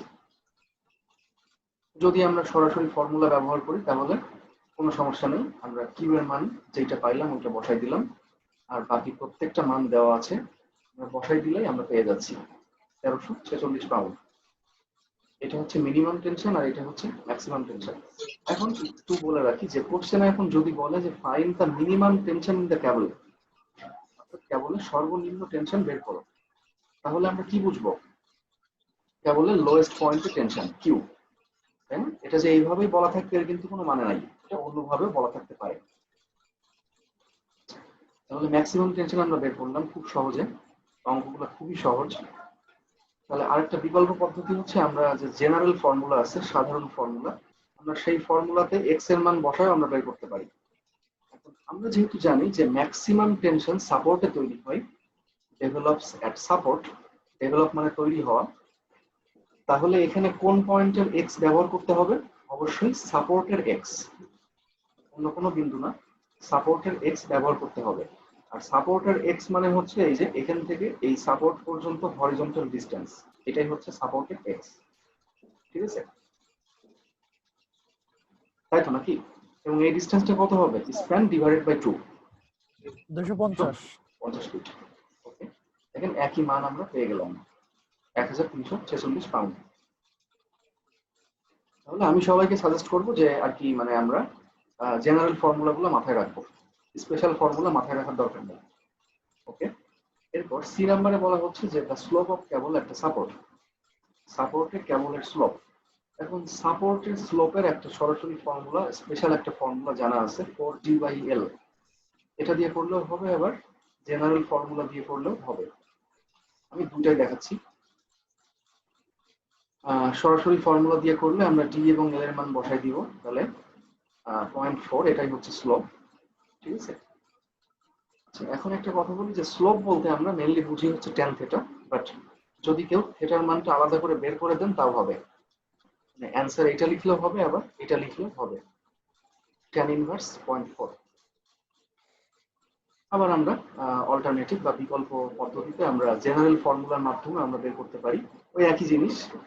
জেনারেল ফর্মুলা মানে যে ফর্মুলাতে এক্স থাকবে বা ওয়াই থাকবে, এখানে সাপোর্টের এক্স আমরা বসাই দিলে আমরা পেয়ে যাব সাপোর্টের স্লোপ, এবং এটা হচ্ছে সেম 21.8 ডিগ্রি। আচ্ছা, এ পর্যন্ত কারো কোনো সমস্যা আছে? না স্যার নেই। এরপর আমরা নাম্বার ডিতে যাচ্ছি। দেখেন ডি হচ্ছে tension in cable at a point 200 feet leftward of lowest point, অর্থাৎ এরকম একটা পয়েন্ট এখান থেকে 200 ফিট বাম দিকে আছে, যে কয় ফিট বাম দিকেই থাক ওইটা আমাদের দেখার বিষয় না, আমরা জেনারেল ফর্মুলাতে শুধুমাত্র এক্স এর মানটা ইনপুট দিলেই আমরা এই পয়েন্টের টেনশন বা এই পয়েন্টের স্লোপ আমরা পেয়ে যাব, তাই না? যেহেতু টেনশন বের করতে বলছে, তাহলে আমরা জেনারেল যে ফর্মুলা আছে যে টেনশন এট এনি পয়েন্ট, এই ফর্মুলা আমরা অবশ্যই এই ফর্মুলা ব্যবহার করব। এখানে কিন্তু এইটা ব্যবহার করলে ভুল হবে। তো এবং আমরা এই ফর্মুলাতে এক্স এর মান কত বসাবো বলেন? এক্স এর মান আমরা কত বসাবো এখন? স্যার প্রশ্নটা বুঝি নাই স্যার। মনোযোগ দেন ক্লাসে, তাহলে বুঝতে পারবেন। আমি স্যার কয়েকবার বলছি, আমি আবারও বলি যে আমরা এই পয়েন্টে আমরা টেনশন বের করতে যাচ্ছি। তাহলে আমরা এক্স এর মানটা কত বসাবো? স্যার এক্স এর মানটা 250 থেকে স্যার বাদ দিতে হবে। এত জটিল ভাবে চিন্তা করার কিছু না, এখানে অঙ্কে দেওয়াই আছে যে মূল বিন্দু থেকে, এখানে দেওয়াই আছে যে মূল বিন্দু থেকে এই পয়েন্টের ডিসটেন্স হচ্ছে 200 ফিট, এটা দেওয়াই আছে, তাই না? জি স্যার, স্যার দিয়াই আছে স্যার। জি স্যার। ওকে, সহজ জিনিস, আমরা সহজভাবে চিন্তা করব। তাহলে এখানে এক্স এর মান 200 বসালে আমরা পেয়ে যাব হচ্ছে ওই বিন্দু টেনশন। দেখেন 1312, এবং এটা কিন্তু ম্যাক্সিমাম টেনশন থেকে কম, তাই না? এই যে ম্যাক্সিমাম টেনশন থেকে কম। এবং একইভাবে আমরা এখন 100 ফিট ডান দিকে যে পয়েন্ট, সেই পয়েন্টের স্লোপ আমরা এখন বের করব। এবং সেম ফর্মুলা, আমরা যে জেনারেল ফর্মুলা আছে tan θ সমান wx/q, এখানে x এর মান আমরা 100 ফিট বসাই দিলে আমরা পেয়ে যাব স্লোপের মান। এটাও অ্যান্সার লিখলে হবে, অথবা θ এর মান বের করে দিলেও হবে। ঠিক আছে, 9.1 ডিগ্রি। এখানে 9.1 ডিগ্রি কিন্তু ম্যাক্সিমাম স্লোপ থেকে অনেক কম। ম্যাক্সিমাম স্লোপ কত ছিল? 21 ডিগ্রি। সেখানে 100 ফিট ডান দিকে এই বিন্দুর স্লোপ মাত্র কত? 9 ডিগ্রি, তাই না? 9 ডিগ্রি। তাহলে আমরা দেখলাম যে একটা ক্যাটেনারি ক্যাবলের, একটা প্যারাবোলিক ক্যাবলের কিভাবে টেনশন, স্লোপ, এই জিনিসগুলো বের করতে হয়। ঠিক আছে, তাহলে অবশ্যই সবাই এই ফর্মুলাগুলো একটু মাথায় রাখবেন, এই ফর্মুলা। তো প্যারাবোলিক ক্যাবল নিয়ে আর মোটামুটি কারো কোনো কোশ্চেন আছে? স্যার স্যার বুঝতে পারছি স্যার, ক্লিয়ার। আচ্ছা, আশা করি সামনে গেলে আরো ভালো বুঝতে পারবেন। জি স্যার। দেখেন, এখন আসবো হচ্ছে ক্যাটেনারি। ঠিক আছে, দা catenary. When a flexible cord with a uniform weight W per unit length, যখন একটা ফ্লেক্সিবল কর্ড যার ইউনিফর্ম ওয়েট বা ওজন হচ্ছে W পার ইউনিট লেন্থ, মানে প্রতি একক দৈর্ঘ্যে W, সে W পাউন্ড হোক বা W নিউটন বা কিলো নিউটন যাই হোক, একটা value W is suspended between 2 points, দুইটা পয়েন্টের মাঝখানে ঝুলায় রাখা হয় বা সাসপেন্ডেড অবস্থায় রাখা হয়, এবং অ্যাক্টেড অন, মানে কাজ করে, কি কাজ করে? By the force of gravity only. Only মানে শুধুমাত্র গ্র্যাভিটি ফোর্স কাজ করে। তাহলে the curve of the cord is called a catenary. যদি শুধুমাত্র ফোর্স অফ গ্র্যাভিটি কাজ করে, তাহলে ওই কর্ডের যে কার্ভ বা যে বক্ররেখা বা ওই কর্ডের যে শেপটা আমরা পাবো, যে আকৃতি আমরা দেখতে পাবো, ওই আকৃতিকে বলা হয় হচ্ছে ক্যাটেনারি। ঠিক আছে, এখন ধরেন যে সাপোজ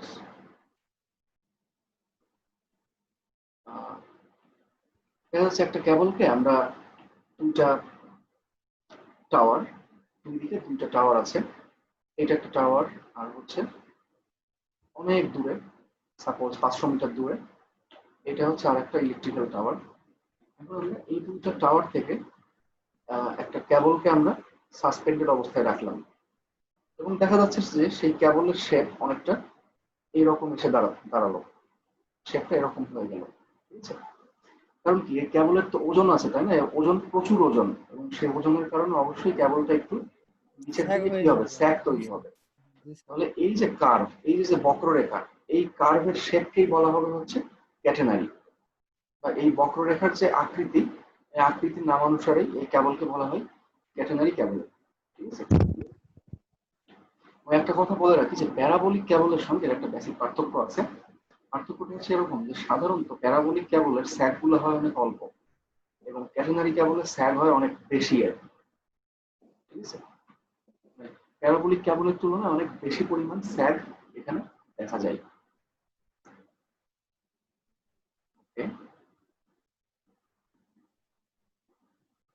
তাহলে ইলেকট্রিক্যাল ট্রান্সমিশন টাওয়ারে আমরা যে কেবলগুলো দেখতে পাই ওইটাই হচ্ছে কি ক্যাটেনারি কেবল। কারণ কি ওই কেবলের উপরে কিন্তু গ্রাভিটি ফোর্স মানে কি শুধুমাত্র ওজন, ওজন ছাড়া অন্য কোনো ফোর্স কাজ করে না, তাই না? সে কারণে ওই ইলেকট্রিক্যাল যে তার, যে ইলেকট্রিকের তার, ওইগুলো কিন্তু অবশ্যই ক্যাটেনারি কেবল বা catenary cord. Its sag D is large as compared to the span L. Span L এর সঙ্গে তুলনা করতে গেলে এর স্যাগ অনেক বড় হয়। একটা ক্যাটেনারি কেবলের এখানে বেশ কিছু ইনফরমেশন দেওয়া আছে, বেশ কিছু সিম্বল দেওয়া আছে, সিম্বল গুলো একটু এখন বুঝতে হবে আর কি। প্যারাবোলিক কেবলের সঙ্গে এর যে বেসিক পার্থক্য, সেটা হচ্ছে যে প্যারাবোলিক কেবলে আমরা হরিজন্টাল লোড হিসাব করি, বা একটু আগে দেখে আসলাম যে ইউনিফর্মলি ডিস্ট্রিবিউটেড হরিজন্টালি, বা এই যে অঙ্কে দেওয়া ছিল এই ধরনের লোড আমরা হিসাব করি। আর ক্যাটেনারি কেবলের ক্ষেত্রে লোড ডাব্লিউ এর মানে ভ্যালু একই থাকবে, জাস্ট একটু পার্থক্য হবে। সেটা হচ্ছে এরকম যে এখন আমরা লোড হিসাব করব হচ্ছে কেবল বরাবর, কেবলের যে লেন্থ এই যে এই বরাবর আমরা এখন লোড গুলোকে হিসাব করব, বুঝা গেছে? অর্থাৎ কেবলের প্রতি ফিটের ওজন কত সেইটা, প্রতি ফিটের যে ওজন সেইটা। আচ্ছা, আমি কি বোঝাতে পারছি?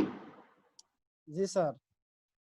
এখানে বাইরের থেকে যেহেতু কোনো লোড আসবে না, তাহলে প্রতি ফিটের যে ওজন সেই ওজনটা আসলে নিতে হবে।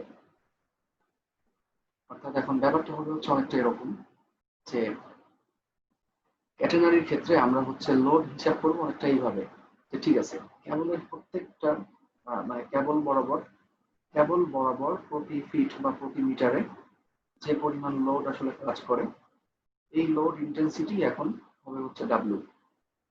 এখন আমরা ডাব্লিউ বলতে এই ইন্টেন্সিটিকে বুঝবো, এই লোড ইন্টেন্সিটি, এবং এই লোড ইন্টেন্সিটি আসলে অন্য কিছুই না, জাস্ট কেবলের ওজন, সেলফ ওয়েট। ঠিক আছে।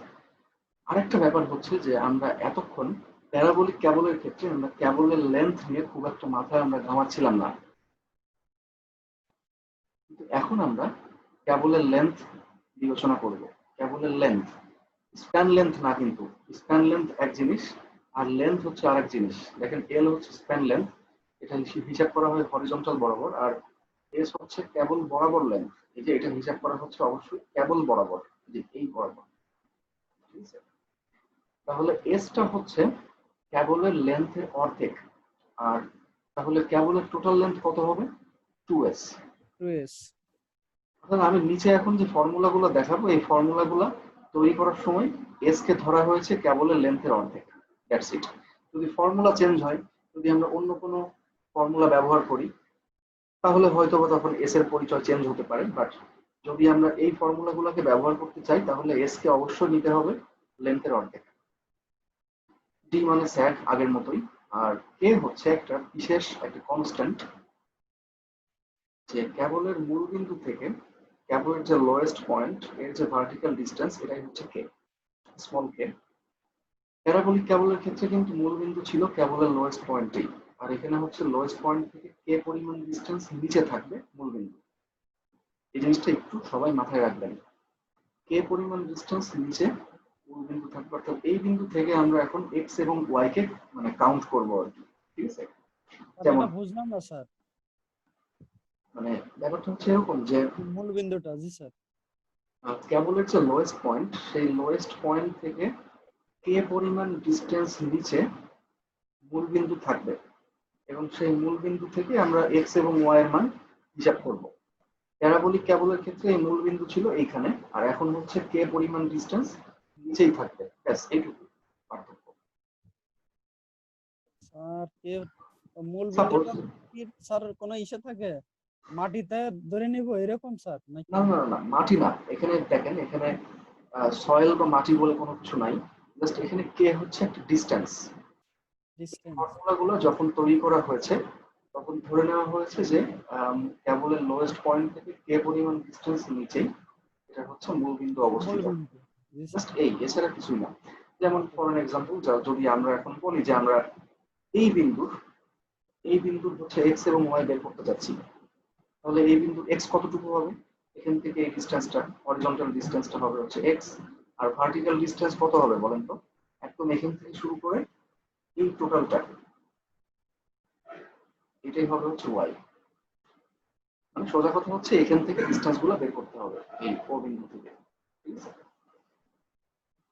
তাহলে মোটামুটি আমরা ক্যাটেনারি কেবলের যে যে সিম্বল গুলো ব্যবহার করবো সেই সিম্বল গুলোর পরিচয় বা অর্থ আমরা জানলাম। এখন আমি জাস্ট একটু ফর্মুলা গুলো দেখাবো।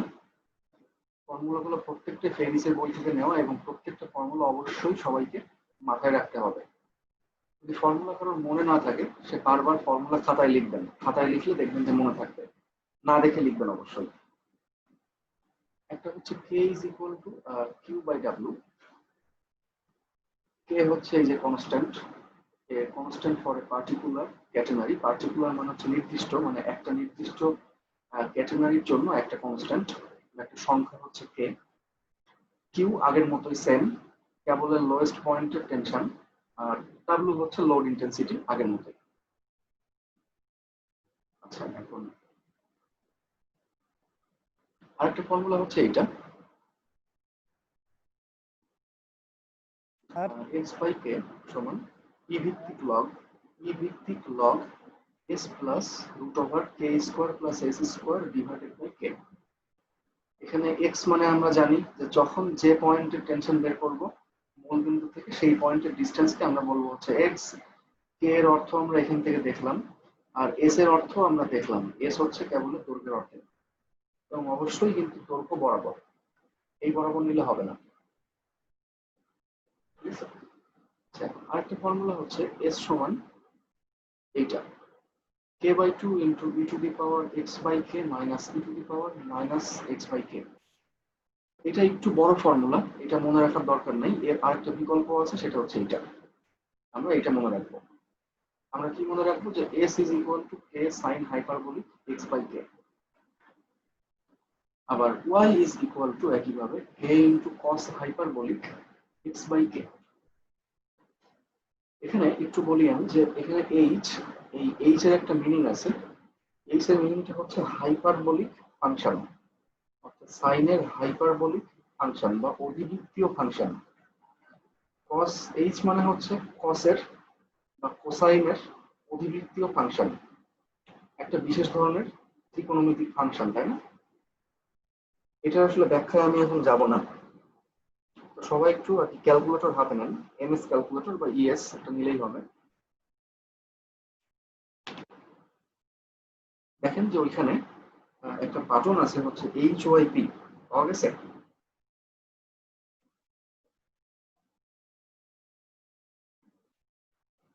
ক্যালকুলেটরে একটা বাটন আছে, একটা বোতাম আছে হচ্ছে HYP, হাইপারবোলিক, পাওয়া গেছে? जी सर আছে স্যার। জি স্যার। ওই হাইপারবোলিক বাটনে চাপ দেওয়ার পর সাইনে চাপ দেন। পায় নাই তো স্যার।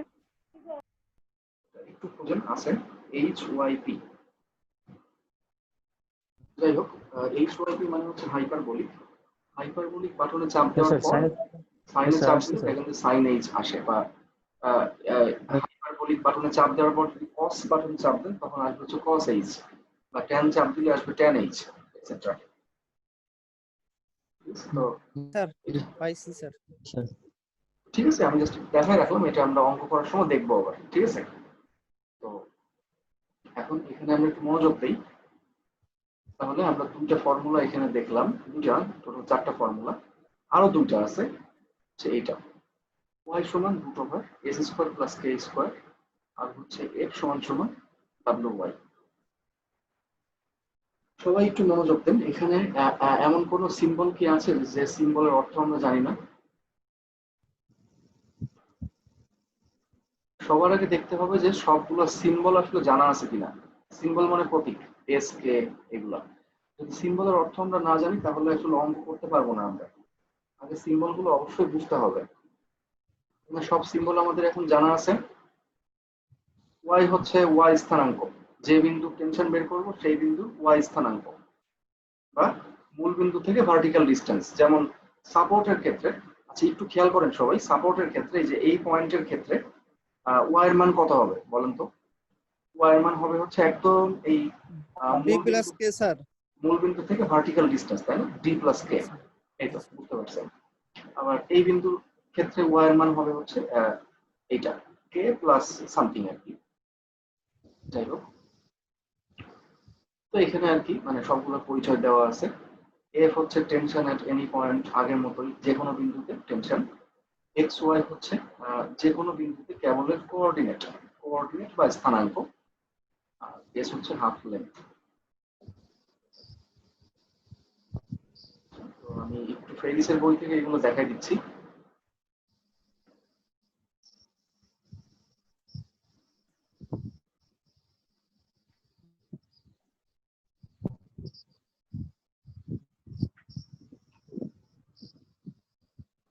বই দেখা যাচ্ছে?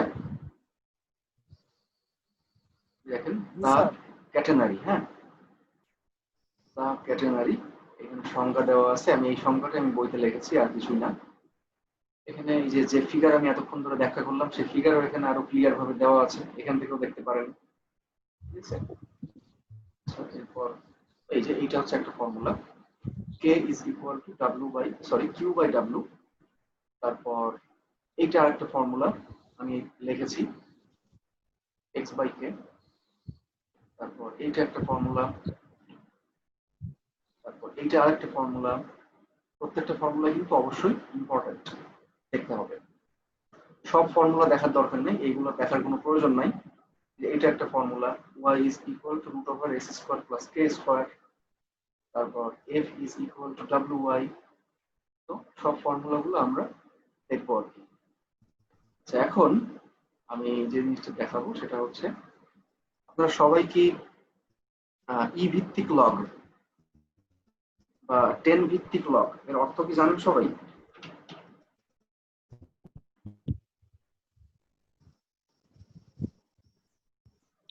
না স্যার। আর জানি একটু একটু, কিন্তু স্যার জানি বাট শুনছি কিন্তু এখন মনে পড়তেছে। যাই হোক, সবাইকে একটু ম্যাথমেটিক্স আমি শেখাই। দেখেন যে স্যার একটু ক্লিয়ার করে দেন। ধরেন যে সাপোজ বলা আছে যে লগ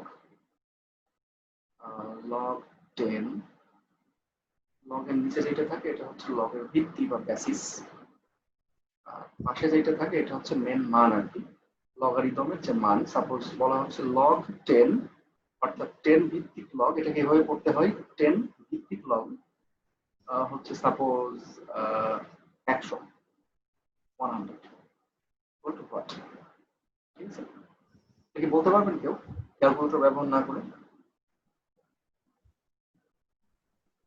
স্যার কেউ পারলে একটু রেসপন্স করেন, কত হবে? 2 হবে স্যার, 2 হবে, তাই না? আচ্ছা, জি স্যার। Very good. আর কেউ?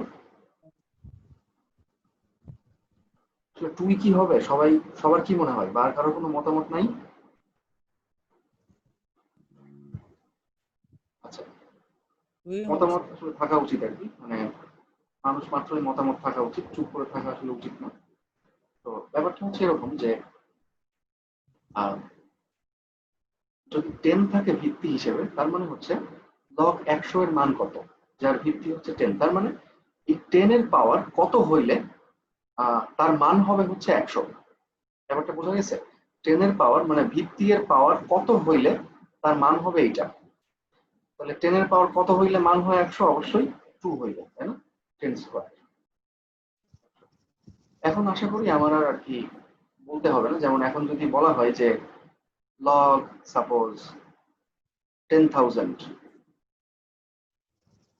এখন একজন যদি বলে যে লগ 10,000 এর মান কত, লগের ভিত্তি হচ্ছে 10, কিছু না থাকা মানে 10 আছে, তাহলে এখন অবশ্যই বলতে পারবেন যে 10 এর পাওয়ার কত হইলে 10,000 হবে, কত হইলে হবে? 4। তাহলে এর মান কত? 4।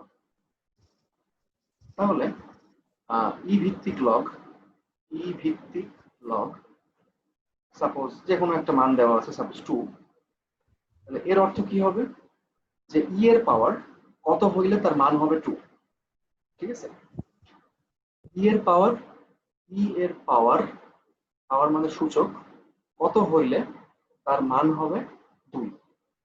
এই যে যত হইলে হবে মান 2, এইটাই হবে হচ্ছে এর মান, এর অ্যান্সার। ঠিক আছে, ওকে। যাই হোক, ই ভিত্তিক লগকে সংক্ষেপে বলা হয় হচ্ছে এলএন।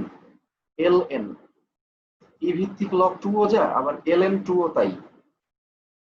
লন। এটা আসলে লন বলা ঠিক না, এটা অ্যাকচুয়ালি হবে হচ্ছে এলএন।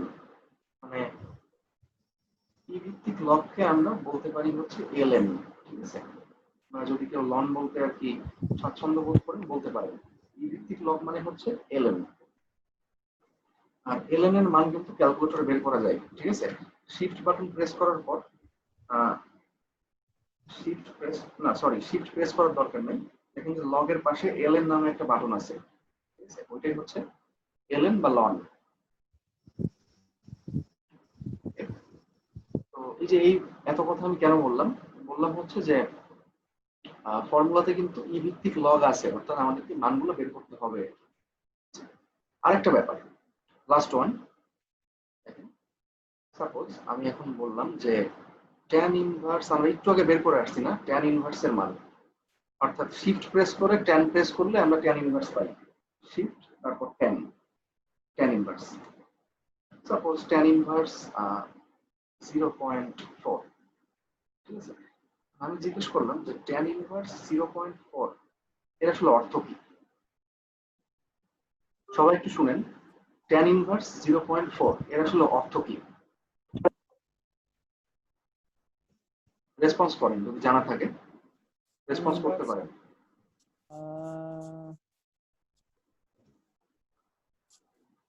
জানা আছে কারণ? চিন্তা করেন সবাই, ট্যান ইনভার্স 0.4 এর আসলে অর্থ কি বা এর মিনিং কি, এটা বলতে আমরা কি বুঝি? স্যার আমি বুঝতেছি স্যার 1/10 ইনটু জানি না স্যার ঠিক। আচ্ছা একটু কথা বলেন, বাকিরা কই, মানে ক্লাসে আছেন নাকি চলে গেছেন সবাই? কথা বলতেছেন না স্যার কেন? এটার মানে জানি। জানি না স্যার। স্যার আসি কেউই জানেন না? স্যার আসি স্যার ক্লাসে। স্যার ক্লাসে- বুঝে উঠতে পারতেছি না স্যার। আচ্ছা, তো আর কি, যাই হোক, ট্যান ইনভার্স 0.4 আমরা সবাই জানি যে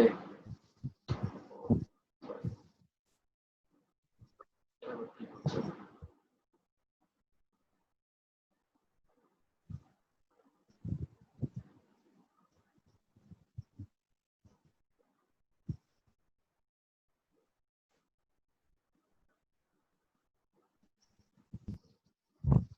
সবাই জানি যে এটা হচ্ছে 1 ডিভাইডেড বাই, ইনভার্স মানেই হচ্ছে 1 divided by tan G sir. 0.4, তাই না? আসলে এটা আমি শুনতে যাচ্ছি না। ঠিক আছে, আমি শুনতে যাচ্ছি এর অর্থ কি। এর অর্থ হচ্ছে ট্যান এর মান কত ডিগ্রি হইলে তার ভ্যালু হবে 0.4। ট্যান কত ডিগ্রি হইলে বা ট্যান কত ডিগ্রির মান, শূন্যস্থান, ট্যান কত ডিগ্রির মান ইজ ইকুয়াল টু 0.4, এটাই হচ্ছে এর অর্থ। যেমন ট্যানের মান যদি 10 ডিগ্রি বসাই তাহলে কত হবে? যাই হোক, যদি ট্যানের মান 20 ডিগ্রি বসাইলে আমরা 0.4 পেয়ে যাই, তাহলে এই ট্যান ইনভার্স 0.4 কত হবে? 20 ডিগ্রি। যদি ট্যানের মান 30 ডিগ্রি বসাইলে আমরা 0.4 পাই, তাহলে এর অ্যান্সার হবে কত? 30 ডিগ্রি, নাকি? এখন যদি একইভাবে আমরা বলি যে cos ইনভার্স হাফ বা 0.5, cos ইনভার্স হাফ সমান হোয়াট? তার মানে কি cos এর কত ডিগ্রির মান হচ্ছে হাফ। এখন cos কত ডিগ্রির মান হাফ? আমরা সবাই জানি cos 60 ডিগ্রির মান হচ্ছে হাফ, তাই না? জি স্যার। cos 60 ডিগ্রির মান হাফ, তাহলে এই cos ইনভার্স হাফ মানে হচ্ছে অবশ্যই কি 60 ডিগ্রি। 60 degree, clear? জি স্যার। জি স্যার। তো ঠিক আছে, এটা ছিল হচ্ছে ম্যাথমেটিক্স। তো আমরা আবার মেকানিক্সে ফিরে আসি। এখন এখানে বলা আছে যে একটা কেবল আছে, যে কেবলের দৈর্ঘ্য হচ্ছে 60 ফিট। 60 ফিট কেবল। 60 ফিট কেবল মানে হচ্ছে ভালো মতো বুঝবেন যে এটার স্প্যান কিন্তু দেওয়া নাই।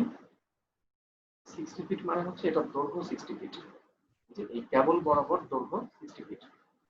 এখন আপনার মানে কি মনে হয় কার যে এই কেবল বরাবর দৈর্ঘ্য বেশি হবে নাকি স্প্যান বরাবর দৈর্ঘ্য বেশি হবে? কেবল বরাবর দৈর্ঘ্য বেশি হবে। কেবল কেবল বরাবর স্যার। আর কার কি মনে হয়? কেবল বরাবর বললাম। স্যার কেবলই স্যার, কেবল ঝুলন্ত থাকবে স্যার তাহলে বেশি হবে স্যার।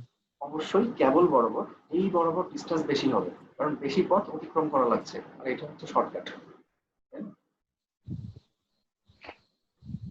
একটু জাস্ট 1 মিনিট আমরা একটু বিরতি দিই। এখানে বলা আছে যে একটা 60 ফিট কেবল, তার মানে কেবলের দৈর্ঘ্য হচ্ছে 60 ফিট। তার মানে আমরা কি বলতে পারি 2s সমান হচ্ছে 60 ফিট। এর ওজন হচ্ছে ওয়ে WEIGH এর সঙ্গে s যোগ হয়েছে WEIGHT। ওয়েট মানে হচ্ছে ওজন, আর তার ভার্ব হচ্ছে ওয়ে। ওয়ে মানে হচ্ছে ওজন হওয়া। কেবলের ওজন কত হয়? 360 পাউন্ড। এবং এটাকে সাসপেন্ডেড অবস্থায় বা ঝুলন্ত অবস্থায় আছে দুইটা পয়েন্ট থেকে বা দুইটা সাপোর্ট থেকে সেম এলিভেশন, মানে সাপোর্ট গুলো একই উচ্চতায় আছে। পরে স্যাগ অফ 15 ফিট, যদি স্যাগ 15 ফিট হয় তাহলে বের করতে হবে যে সাপোর্টের টেনশন কত এবং স্প্যান কত। ভেরি ইন্টারেস্টিং যে কেবলের দৈর্ঘ্য দেওয়া আছে 60 ফিট, আবার বের করতে বলা হচ্ছে স্প্যান, তাই না? জি স্যার। এইটা বের করতে বলা হচ্ছে। ওকে, তাহলে এই ক্যাটেনারি কেবলের ক্ষেত্রে সবাই যে ভুলটা করে প্রথমত হচ্ছে বুঝতে পারে না যে এটা হচ্ছে প্যারাবোলিক না ক্যাটেনারি, কারণ এখানে কিন্তু কোথাও বলা নাই যে এটা হচ্ছে ক্যাটেনারি কেবল। বলা আছে কোথাও? বলা নাই। আমরা কিভাবে বুঝবো? আমরা বুঝবো হচ্ছে খুব সিম্পল, দেখেন যে 60 ফিট কেবল, তার মানে কেবলের দৈর্ঘ্য 60 ফিট। আমরা সাধারণত কোন কেবলের দৈর্ঘ্য নিয়ে আমরা কনসার্ন? অবশ্যই ক্যাটেনারি কেবল। আর মেইন যে জিনিস সেটা হচ্ছে ওজন দেওয়া আছে। কেবলের ওজন কত? 360 পাউন্ড। আমরা সাধারণত কোন কেবলের ওয়েট বিবেচনা করি? প্যারাবোলিক না ক্যাটেনারি? অবশ্যই ক্যাটেনারি। যেহেতু ওজন দেওয়া আছে এবং কেবলের দৈর্ঘ্য দেওয়া আছে, তাহলে অবশ্যই এটা একটা ক্যাটেনারি কেবল। ঠিক আছে? আরেকটা যে ভুল সবার হয় বা হওয়ার সম্ভাবনা থাকে সেটা হচ্ছে তারা বুঝতে পারে না যে কোন ফর্মুলা ব্যবহার করতে হবে। কারণ ফর্মুলা অনেকগুলো আছে, প্রায় 6টা ফর্মুলা আছে। কোন ফর্মুলা আমরা আসলে ব্যবহার করতে পারি সেটা আমি একটু সবাইকে বোঝানোর চেষ্টা করতেছি।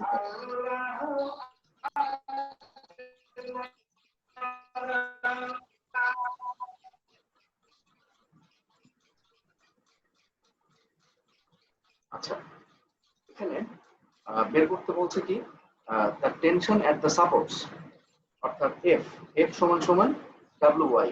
টেনশনের কিন্তু অন্য কোনো ফর্মুলা নাই, টেনশনের ফর্মুলা কিন্তু একটাই আছে, মানে যে কোনো পয়েন্টে টেনশন এফ সমান সমান WY।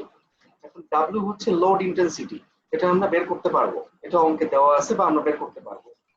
কিন্তু Y, তাহলে বাকি থাকে কি Y, তাই না? এখন Y হচ্ছে কি মূল বিন্দু থেকে একদম যে পয়েন্টে বের করবো তার ভার্টিক্যাল ডিসটেন্স।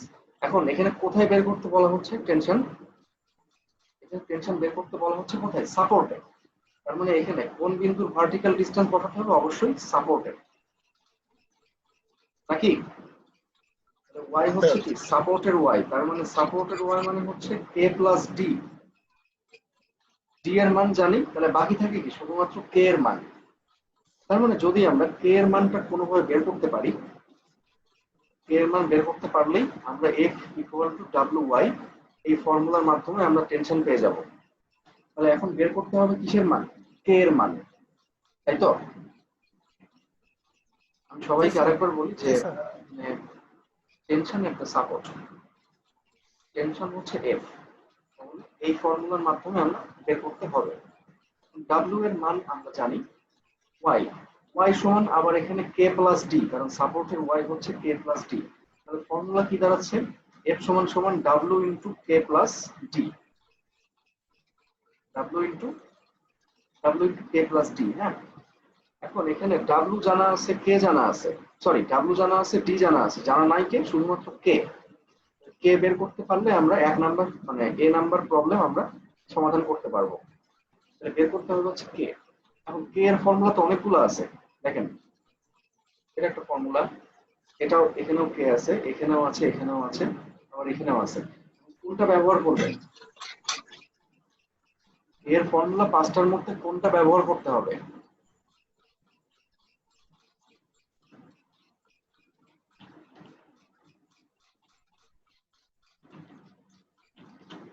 স্যার এটা ইউজ করা যাইতে পারে স্যার, এই যে x/k = log e into s plus। এটাকে করবেন হচ্ছে এভাবে ই ভিত্তিক লগ বা ই বেসড লগ, যাই হোক না, এটা আমরা ব্যবহার করতে পারবো না। তার কারণ হচ্ছে আমরা এস এর মান জানি, ওকে খুবই ভালো কথা, সমস্যা নেই। এস এর মান জানি, কিন্তু দেখেন এক্স এর মান জানা নাই, কারণ এক্স হচ্ছে হরিজন্টাল ডিস্টেন্স। এক্স মানেই হচ্ছে হরিজন্টাল ডিস্টেন্স। এখন হরিজন্টাল ডিস্টেন্স কি আমরা জানি? হরিজন্টাল ডিস্টেন্স দেওয়া আছে কোথাও? এখানে কোথাও দেওয়া আছে? কোথাও দেওয়া নাই। এটা হচ্ছে কেবলের লেন্থ, এটা তো হরিজন্টাল ডিস্টেন্স না। জি আর স্যার। যদি হরিজন্টাল ডিস্টেন্স আমরা জানতাম তাহলে কি স্প্যান বের করতে বলতো? অবশ্যই বলতো না। আমরা এক্স এর মানটা জানি না, আমরা কোন বিন্দুর এক্স এর মানই আমরা জানি না, তাহলে আমরা এই ফর্মুলা ব্যবহার করতে পারবো না। কারণ এই ফর্মুলাতে একটাই ফর্মুলা, কেও অজানা আবার এক্সও অজানা, বের করা সম্ভব না। দেখেন এই ফর্মুলা ব্যবহার করতে পারবো না, এর কারণ হচ্ছে আমরা ডাব্লিউ জানি কিন্তু কিউ আমরা জানি না, তাহলে এই দুটার একটাও ব্যবহার করতে পারলাম না। Next, s is equal to k into sin hyperbolic x by k। এখানে দেখেন s জানি, k বের করতে হবে, কোনো সমস্যা নাই, কিন্তু x জানা নাই। যেহেতু x জানা নাই তাহলে আমরা এটাও ব্যবহার করতে পারতেছি না। আমরা একই কারণে y is equal to k cos hyperbolic x by k এটাও ব্যবহার করতে পারবো না। তাহলে বাকি থাকে কে? শুধুমাত্র এইটা। তাহলে এই সমীকরণটা আসলে ব্যবহার করতে হবে। জি sir. y is equal to root over s square plus k square এটা ব্যবহার করা ছাড়া অন্য কোনো উপায় নাই আর কি, ঠিক আছে? কারণ কি? কারণ এখানে আমরা y এর মান জানি, y এর মান জানি না আসলে সাপোর্টের y এর মান কত? k plus d, তাই না? এখানে মনে মনে k plus d বসান, y এর জায়গায় বসান হচ্ছে সাপোর্টের y অর্থাৎ k plus d। k plus d সমান সমান root over s square plus k square। তাহলে k plus d, আমরা d এর মান জানি, কোনো সমস্যা নাই, আবার s এর মানও কিন্তু জানি। তাহলে বাকি থাকে কে? শুধুমাত্র k। বাকি থাকে কি? শুধুমাত্র k, তাই না? তাহলে একটা সমীকরণ থেকে যদি একটা আননোন থাকে তাহলে আমরা অবশ্যই ওটা বের করতে পারবো। তাহলে আমরা কোনটা ব্যবহার করব এই সমীকরণে? y is equal to s। Right, we know that. এত উভয় পক্ষকে বর্গ করলাম এবং সাপোর্টের ক্ষেত্রে y সমান হচ্ছে k plus d। সবাই তো জানেন তাই না যে y এর তো নির্দিষ্ট কোনো মান হয় না, এক এক পয়েন্টের ক্ষেত্রে y এর মান হচ্ছে এক এক রকম। সাপোর্টের ক্ষেত্রে y এর মান হচ্ছে k plus d। এটা কি সবাই বুঝতে পারছেন সাপোর্টের ক্ষেত্রে কিভাবে k plus d হয়? জি স্যার, বুঝতে পারছি। জি স্যার, বুঝতে পারছি। আচ্ছা, তাহলে এটা k plus d এখানে বসাই দিলেই আমরা a plus b হোল স্কয়ারের আমরা ফর্মুলা এখানে পাঠাবো, a square plus 2ab plus b square. এখান থেকে কাটাকাটি করার পর আমরা k এর একটা নতুন একটা সমীকরণ পাইলাম এটা, এবং এখানে s সমান 30 আর d সমান 15 বসাই দিলে আমরা পেয়ে যাচ্ছি k এর মান। ঠিক আছে?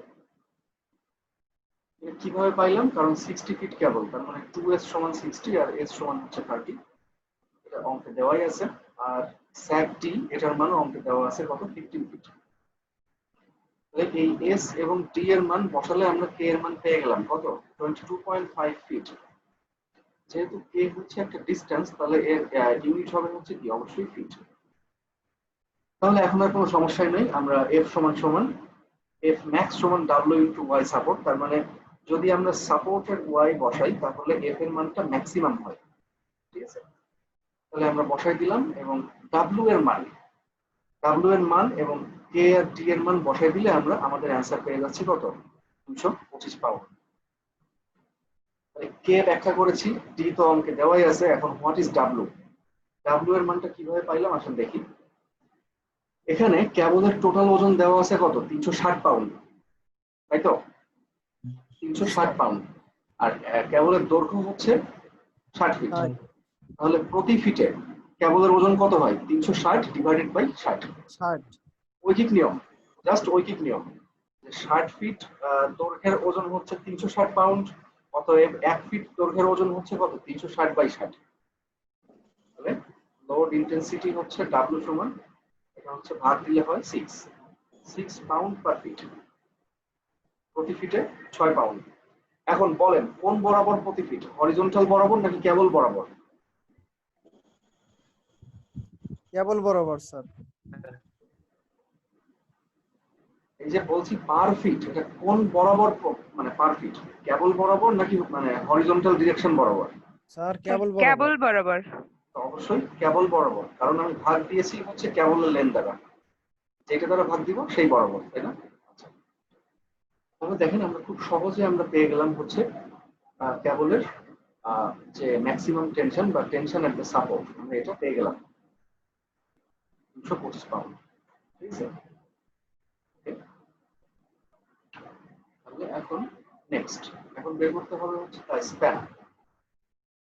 এই কেবলের স্প্যান বের করতে হবে, বা স্প্যান লেন্থ। স্প্যান হচ্ছে এল, সবাই জানি স্প্যান লেন্থ হচ্ছে এল। এখন এল এর কি কোনো ফর্মুলা আছে এখানে? দেখেন তো, এল সরাসরি এল বের করার কোনো ফর্মুলা কি এখানে দেখতে পাচ্ছেন? না স্যার। কোনো ফর্মুলা তো নাই স্যার। আমরা যদি নিচে আসি, এখানেও কোনো ফর্মুলা নাই এল এর। তাহলে এল কিভাবে বের করা যায়?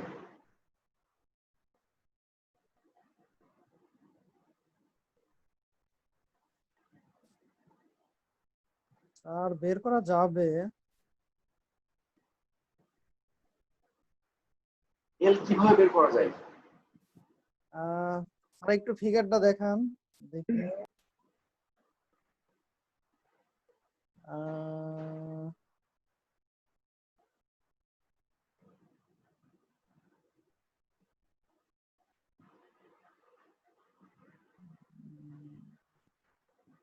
স্যার ওই যে ই ধরে স্যার, ওই যে ট্যান থেটা বা সাইন থেটা এরকম ধরে স্যার করা যেতে পারে। ট্যান অ্যাঙ্গেল থিটা ধরে বা স্যার। সাইন থিটা ধরে আসলে করা যাবে না। এর কারণ হচ্ছে আসলে এইটা কোনো সমকোণী ত্রিভুজ তো আর না, তাই না? এটা কোনো সমকোণী ত্রিভুজ যে এখানে আপনি থিটা ধরে হচ্ছে এই লম্ব বা ভূমির মান বের করবেন। এটা হচ্ছে কার্ভ, এটা হচ্ছে একটা ক্যাটেনারি কার্ভ। তাহলে এখানে হচ্ছে ট্যান থিটা সাইন থিটা ধরলে আমরা মানে হবে না আর কি। না স্যার, আমরা এই যে মূল বিন্দু থেকে যদি ধরি তাহলে করা যাবে না স্যার? জিরো থেকে। দেখেন, এটা ধরলে আমরা যেটা হবে সেটা হচ্ছে যে কোনো একটা নির্দিষ্ট পয়েন্টের আমরা হয়তোবা স্লোপ বের করতে পারবো, ঠিক আছে, কিন্তু কখনোই আমরা এল বের করতে পারবো না, কারণ এইটা কোনো সমকোণী ত্রিভুজ না, এটা হচ্ছে একটা কার্ভ। ঠিক আছে, যদি সমকোণী ত্রিভুজ হইতো আমরা পারতাম। ব্যাপারটা হচ্ছে একটা জিনিস মিস করে যাচ্ছেন আপনারা, সেটা হচ্ছে যে এল মানে হচ্ছে হরিজন্টাল ডিসটেন্স। এটা কি দেখা যাচ্ছে? জি স্যার। দেখেন, এটা আমরা দেখতেই পাচ্ছি, এল মানে হচ্ছে কি হরিজন্টাল বরাবর দূরত্ব, এই বরাবর দূরত্ব। আর হরিজন্টাল বরাবর দূরত্বে আরেকটা সিম্বল আছে, সেটা কি বলেন তো? স্যার স্যার বুঝতে পারছি স্যার, এক্স বের করে করা যাবে স্যার। হরিজন্টাল ডিসটেন্সের যেহেতু এল এর কোনো ফর্মুলা নাই, তাহলে হরিজন্টাল ডিসটেন্সের আরেকটা প্রতীক বা সিম্বল হচ্ছে কি এক্স। তার মানে এক্স বের করতে পারলে আমরা এল বের করতে পারবো। এখন সাপোজ এল গণনা শুরু হয় কোন জায়গা থেকে? সরি, এক্স গণনা শুরু হয় কোন জায়গা থেকে? এই পয়েন্ট থেকে, তাই না? এই পয়েন্ট থেকে এক্স কাউন্ট করা শুরু হয়। তাহলে এখন যদি সাপোর্টের এক্স আমরা বের করি, সাপোর্টের এক্স মানে হচ্ছে এখান থেকে এই ডিসটেন্সটা। যদি সাপোর্টের এক্স আমরা বের করতে পারি, তাহলে তাকে 2 দিয়ে গুণ করলে আমরা কি পেয়ে যাব? আমরা এল পেয়ে যাবো স্যার। এল পেয়ে যাব। এটাই হচ্ছে টেকনিক। ক্যাটেনারি কেবলের ক্ষেত্রে হরিজন্টাল ডিসটেন্স মানেই হচ্ছে এক্স। তাই যদি স্প্যান বের করতে বলে, তাহলে অবশ্যই আমাদেরকে এক্স বের করতে হবে। এবং কোন বিন্দু এক্স বের করতে হবে? অবশ্যই সাপোর্টের এক্স। এবং সাপোর্টের এক্স কে যদি 2 দ্বারা গুণ করি, তাহলে আমরা পেয়ে যাব হচ্ছে টোটাল স্প্যান লেন্থ। ঠিক আছে, সেইখানে কোনো সমস্যা থাকলে একটু বলতে হবে আর কি।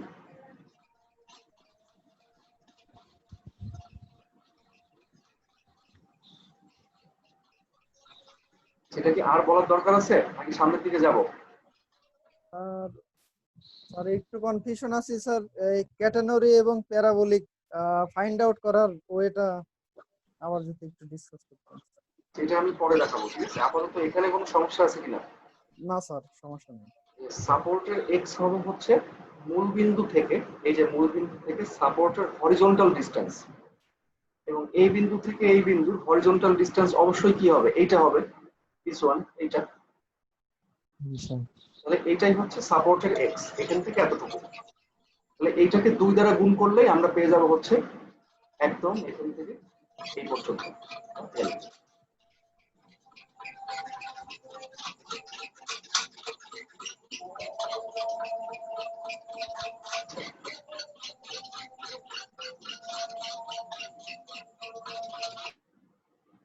তো ঠিক আছে, তাহলে আমরা এখন বের করবো হচ্ছে এক্স বা সাপোর্টের এক্স। তাহলে এক্স এর ফর্মুলা কোনটা আছে? আমরা এক্স এর কোন ফর্মুলা ব্যবহার করতে পারি? আমরা খুব সিম্পলি আমরা এই ফর্মুলাটাই ব্যবহার করতে পারি, কারণ এখানে কিন্তু সবই জানা আছে। দেখেন এস জানা আছে, আবার কে জানা আছে, ফলে এখন আমরা যে কোনো একটা ফর্মুলা ব্যবহার করলেই হবে আর কি। তাহলে যদি আমরা এখন এই ফর্মুলাতে আমরা মানগুলো বসাই দেই, তাহলে দেখেন খুব সহজ।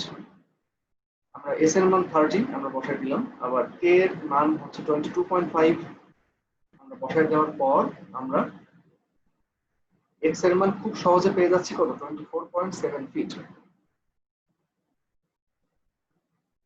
এবং যেহেতু আচ্ছা সরি বলতেছি পরে, তাহলে এক্স এর মান কত পাইলাম? 24 ফিট। তাহলে স্প্যান হচ্ছে কি 2 ইনটু সাপোর্টের এক্স। সাপোর্টের এক্স কে আমরা এক্স সাপোর্ট হিসেবে লিখলাম, মানে সাপোর্টটা হচ্ছে এক্স এর মানে ই হচ্ছে সাবস্ক্রিপ্ট। সাবস্ক্রিপ্ট মানে যেটা নিচে লেখা হয় আর কি, মানে সাপোর্টের এক্স। 2 ইনটু সাপোর্টের এক্স হচ্ছে স্প্যান। তাহলে স্প্যান আমরা কত পাইলাম? 49 ফিট, তাই তো? স্প্যান কত পাইলাম? 49 ফিট। এখন একটা ব্যাপার দেখেন, এই ফর্মুলা যখন ব্যবহার করছি আমরা, এই ফর্মুলা খুব কেয়ারফুলি খেয়াল করেন যে এখানে কিন্তু বেশ কয়েকটা মান আমরা একসঙ্গে বসাচ্ছি, যেমন কে এর মান, তারপরে এস এর মান।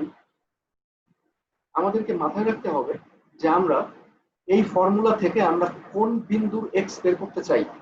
কোন বিন্দুর এক্স? আমরা সাপোর্টের এক্স বের করতে চাই, তাই আমরা এখানে এস এর মান বসাবো হচ্ছে কি সাপোর্টের এস এর মান। আবার এস এর মানও কিন্তু সাপোর্ট মানে পয়েন্ট টু পয়েন্ট ভ্যারি করে। যেমন ফর অ্যান এক্সাম্পল যদি আমি বলি যে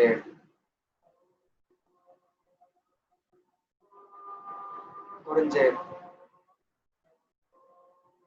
এটা হচ্ছে একটা ক্যাটেনারি কেবল, আমি বললাম যে ঠিক আছে এই বিন্দুর ক্ষেত্রে এস এর মান কত হবে? তখন কিন্তু এস এর মান 30 হবে না, তখন হবে হচ্ছে এই ডিসটেন্সটা, এই যে কেবল বরাবর এই ডিসটেন্সটা হবে, তাই না? জি স্যার। ফলে আমরা অবশ্যই আমরা যে বিন্দু এক্স বের করব আমরা সেই বিন্দু এস এর মানটা বসাবো। যেহেতু সাপোর্টের এস হচ্ছে 30 ফিট, সাপোর্টের এস যদি আমরা বসাই তাহলে কি আমরা অন্য কোনো বিন্দু এক্স পাবো? অবশ্যই না। আমরা সাপোর্টের এস বসাইলে আমরা অবশ্যই সাপোর্টের এক্স পাবো। এখন আশা করি সবার কাছে মোটামুটি ক্লিয়ার।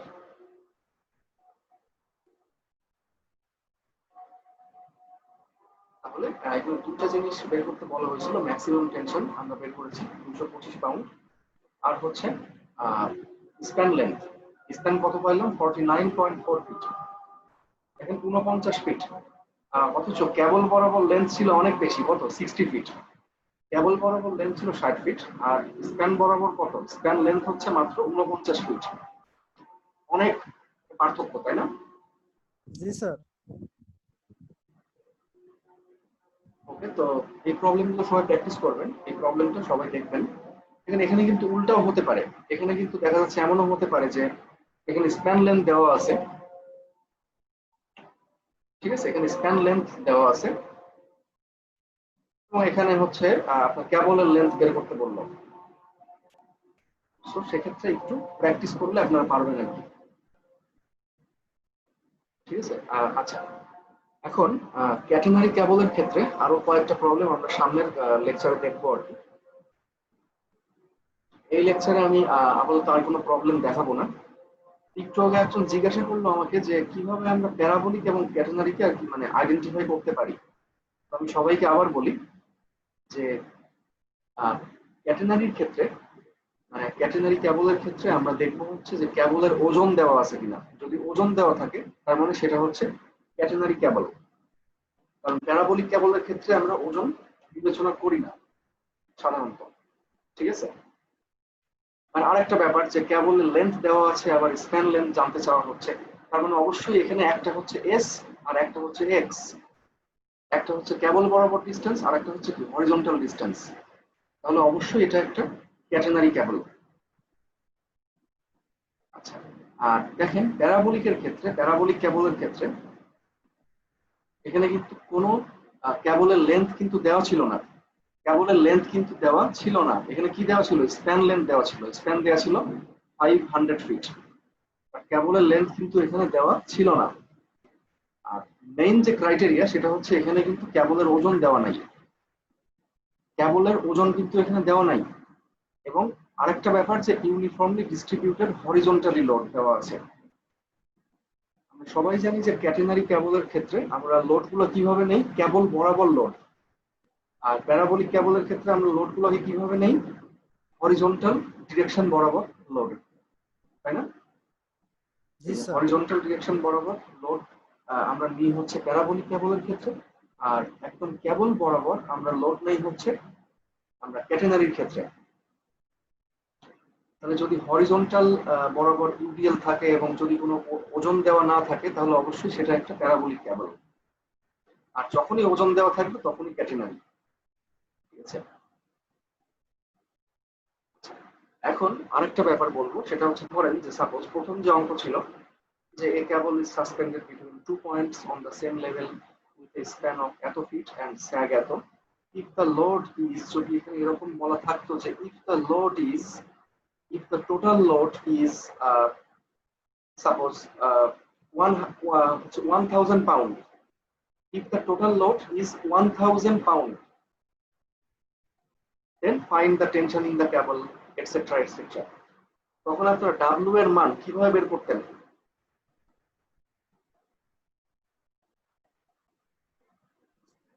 সরি স্যার, বুঝলাম না, আরেকবার একটু যদি বলবেন? এখানে টোটাল লোড দেওয়া থাকতো, টোটাল লোড যেমন এখানে পার ফিটে লোড দেওয়া ছিল সরাসরি, মানে সরাসরি ডাব্লিউ এর মানটা দেওয়া ছিল, যদি এখানে টোটাল লোড দেওয়া থাকতো যে ঠিক আছে একটা প্যারাবোলিক কেবল আছে, এই কেবলের স্প্যান হচ্ছে 500 ফিট, স্যাগ হচ্ছে 50 ফিট এবং এই কেবলের উপরে টোটাল লোড বা মোট লোড হচ্ছে 1000 পাউন্ড, তখন আমরা ডাব্লিউ এর মানটা আমরা কিভাবে বের করতাম? স্যার ডাব্লিউ এর মানকে স্যার লেন্থে ভাগ করলেই হবে স্যার। অর্থাৎ total load divided by span, তাই না? জি স্যার। জি total sir. Load divided by span, ওই যে একই জিনিস যে 500 ফিটের মধ্যে লোড হচ্ছে কত? 1000 পাউন্ড, অতএব 1 ফিটের মধ্যে লোড কত? 1000 বাই 500 মানে 2 পাউন্ড, তাই না? যদি টোটাল লোড দেওয়া থাকে তাহলে টোটাল লোডকে আমরা স্প্যান দ্বারা ভাগ করে ডাব্লিউ বের করব, আর যদি মানে পার ফিটে দেওয়া থাকে তাহলে তো আর দরকার নেই, ঠিক আছে।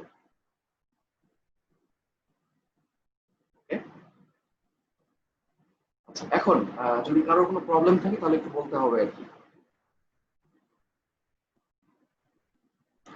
আমরা ক্যাটেনারি কেবলের যে প্রবলেমটা দেখলাম, যে কেবলের লেন্থ দেওয়া ছিল, মোট ওজন দেওয়া ছিল, তারপরে হচ্ছে স্যাগ দেওয়া ছিল, আর বের করলাম হচ্ছে সাপোর্টেড টেনশন এবং স্প্যান। এখানে যদি কারোর কোনো সমস্যা থাকে তাহলে বলেন। আর সমস্যা নেই আপাতত।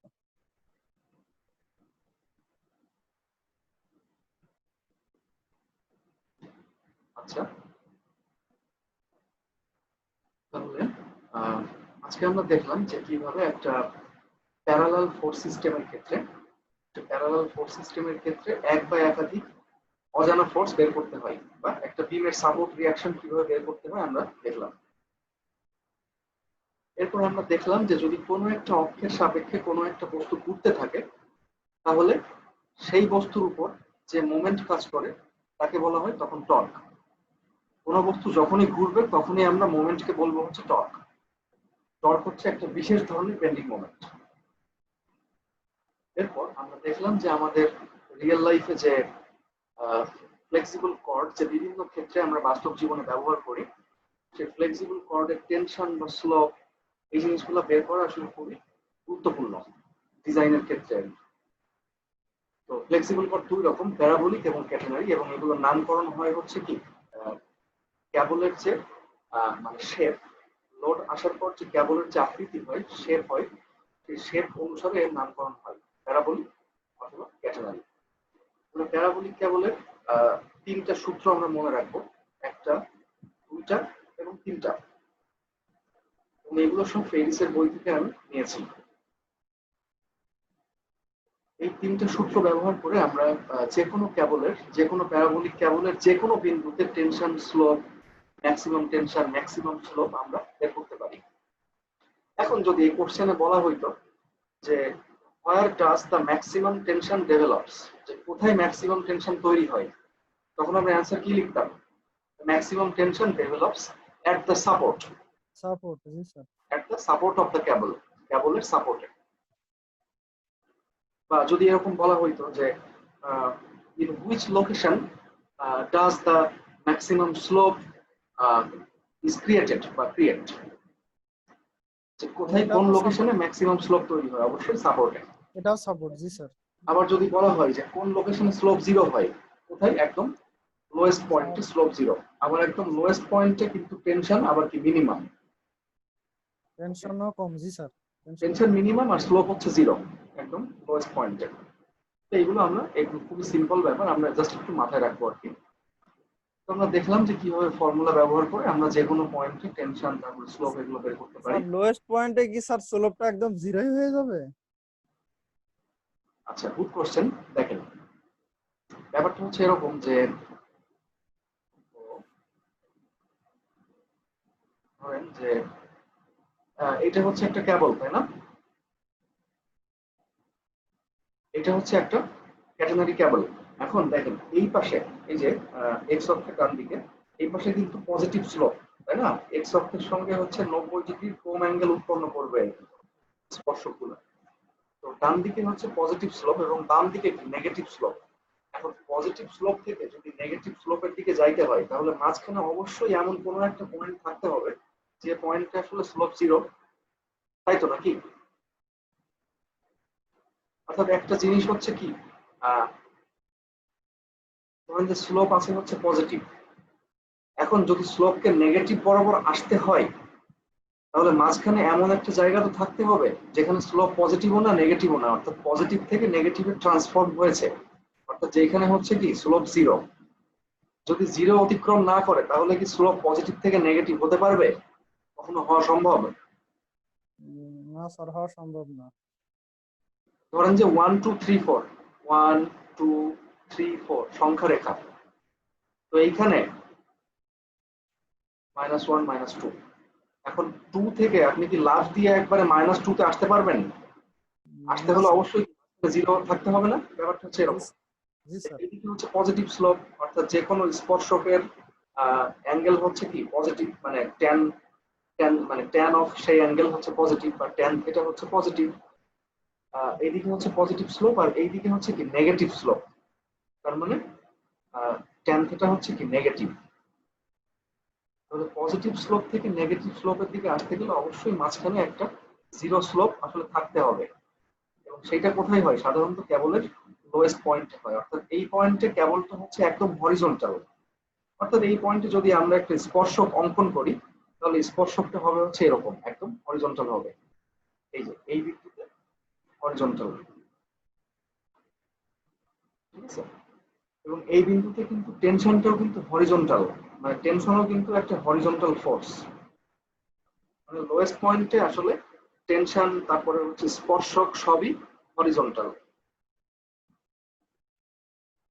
জি স্যার। জি স্যার, ক্লিয়ার।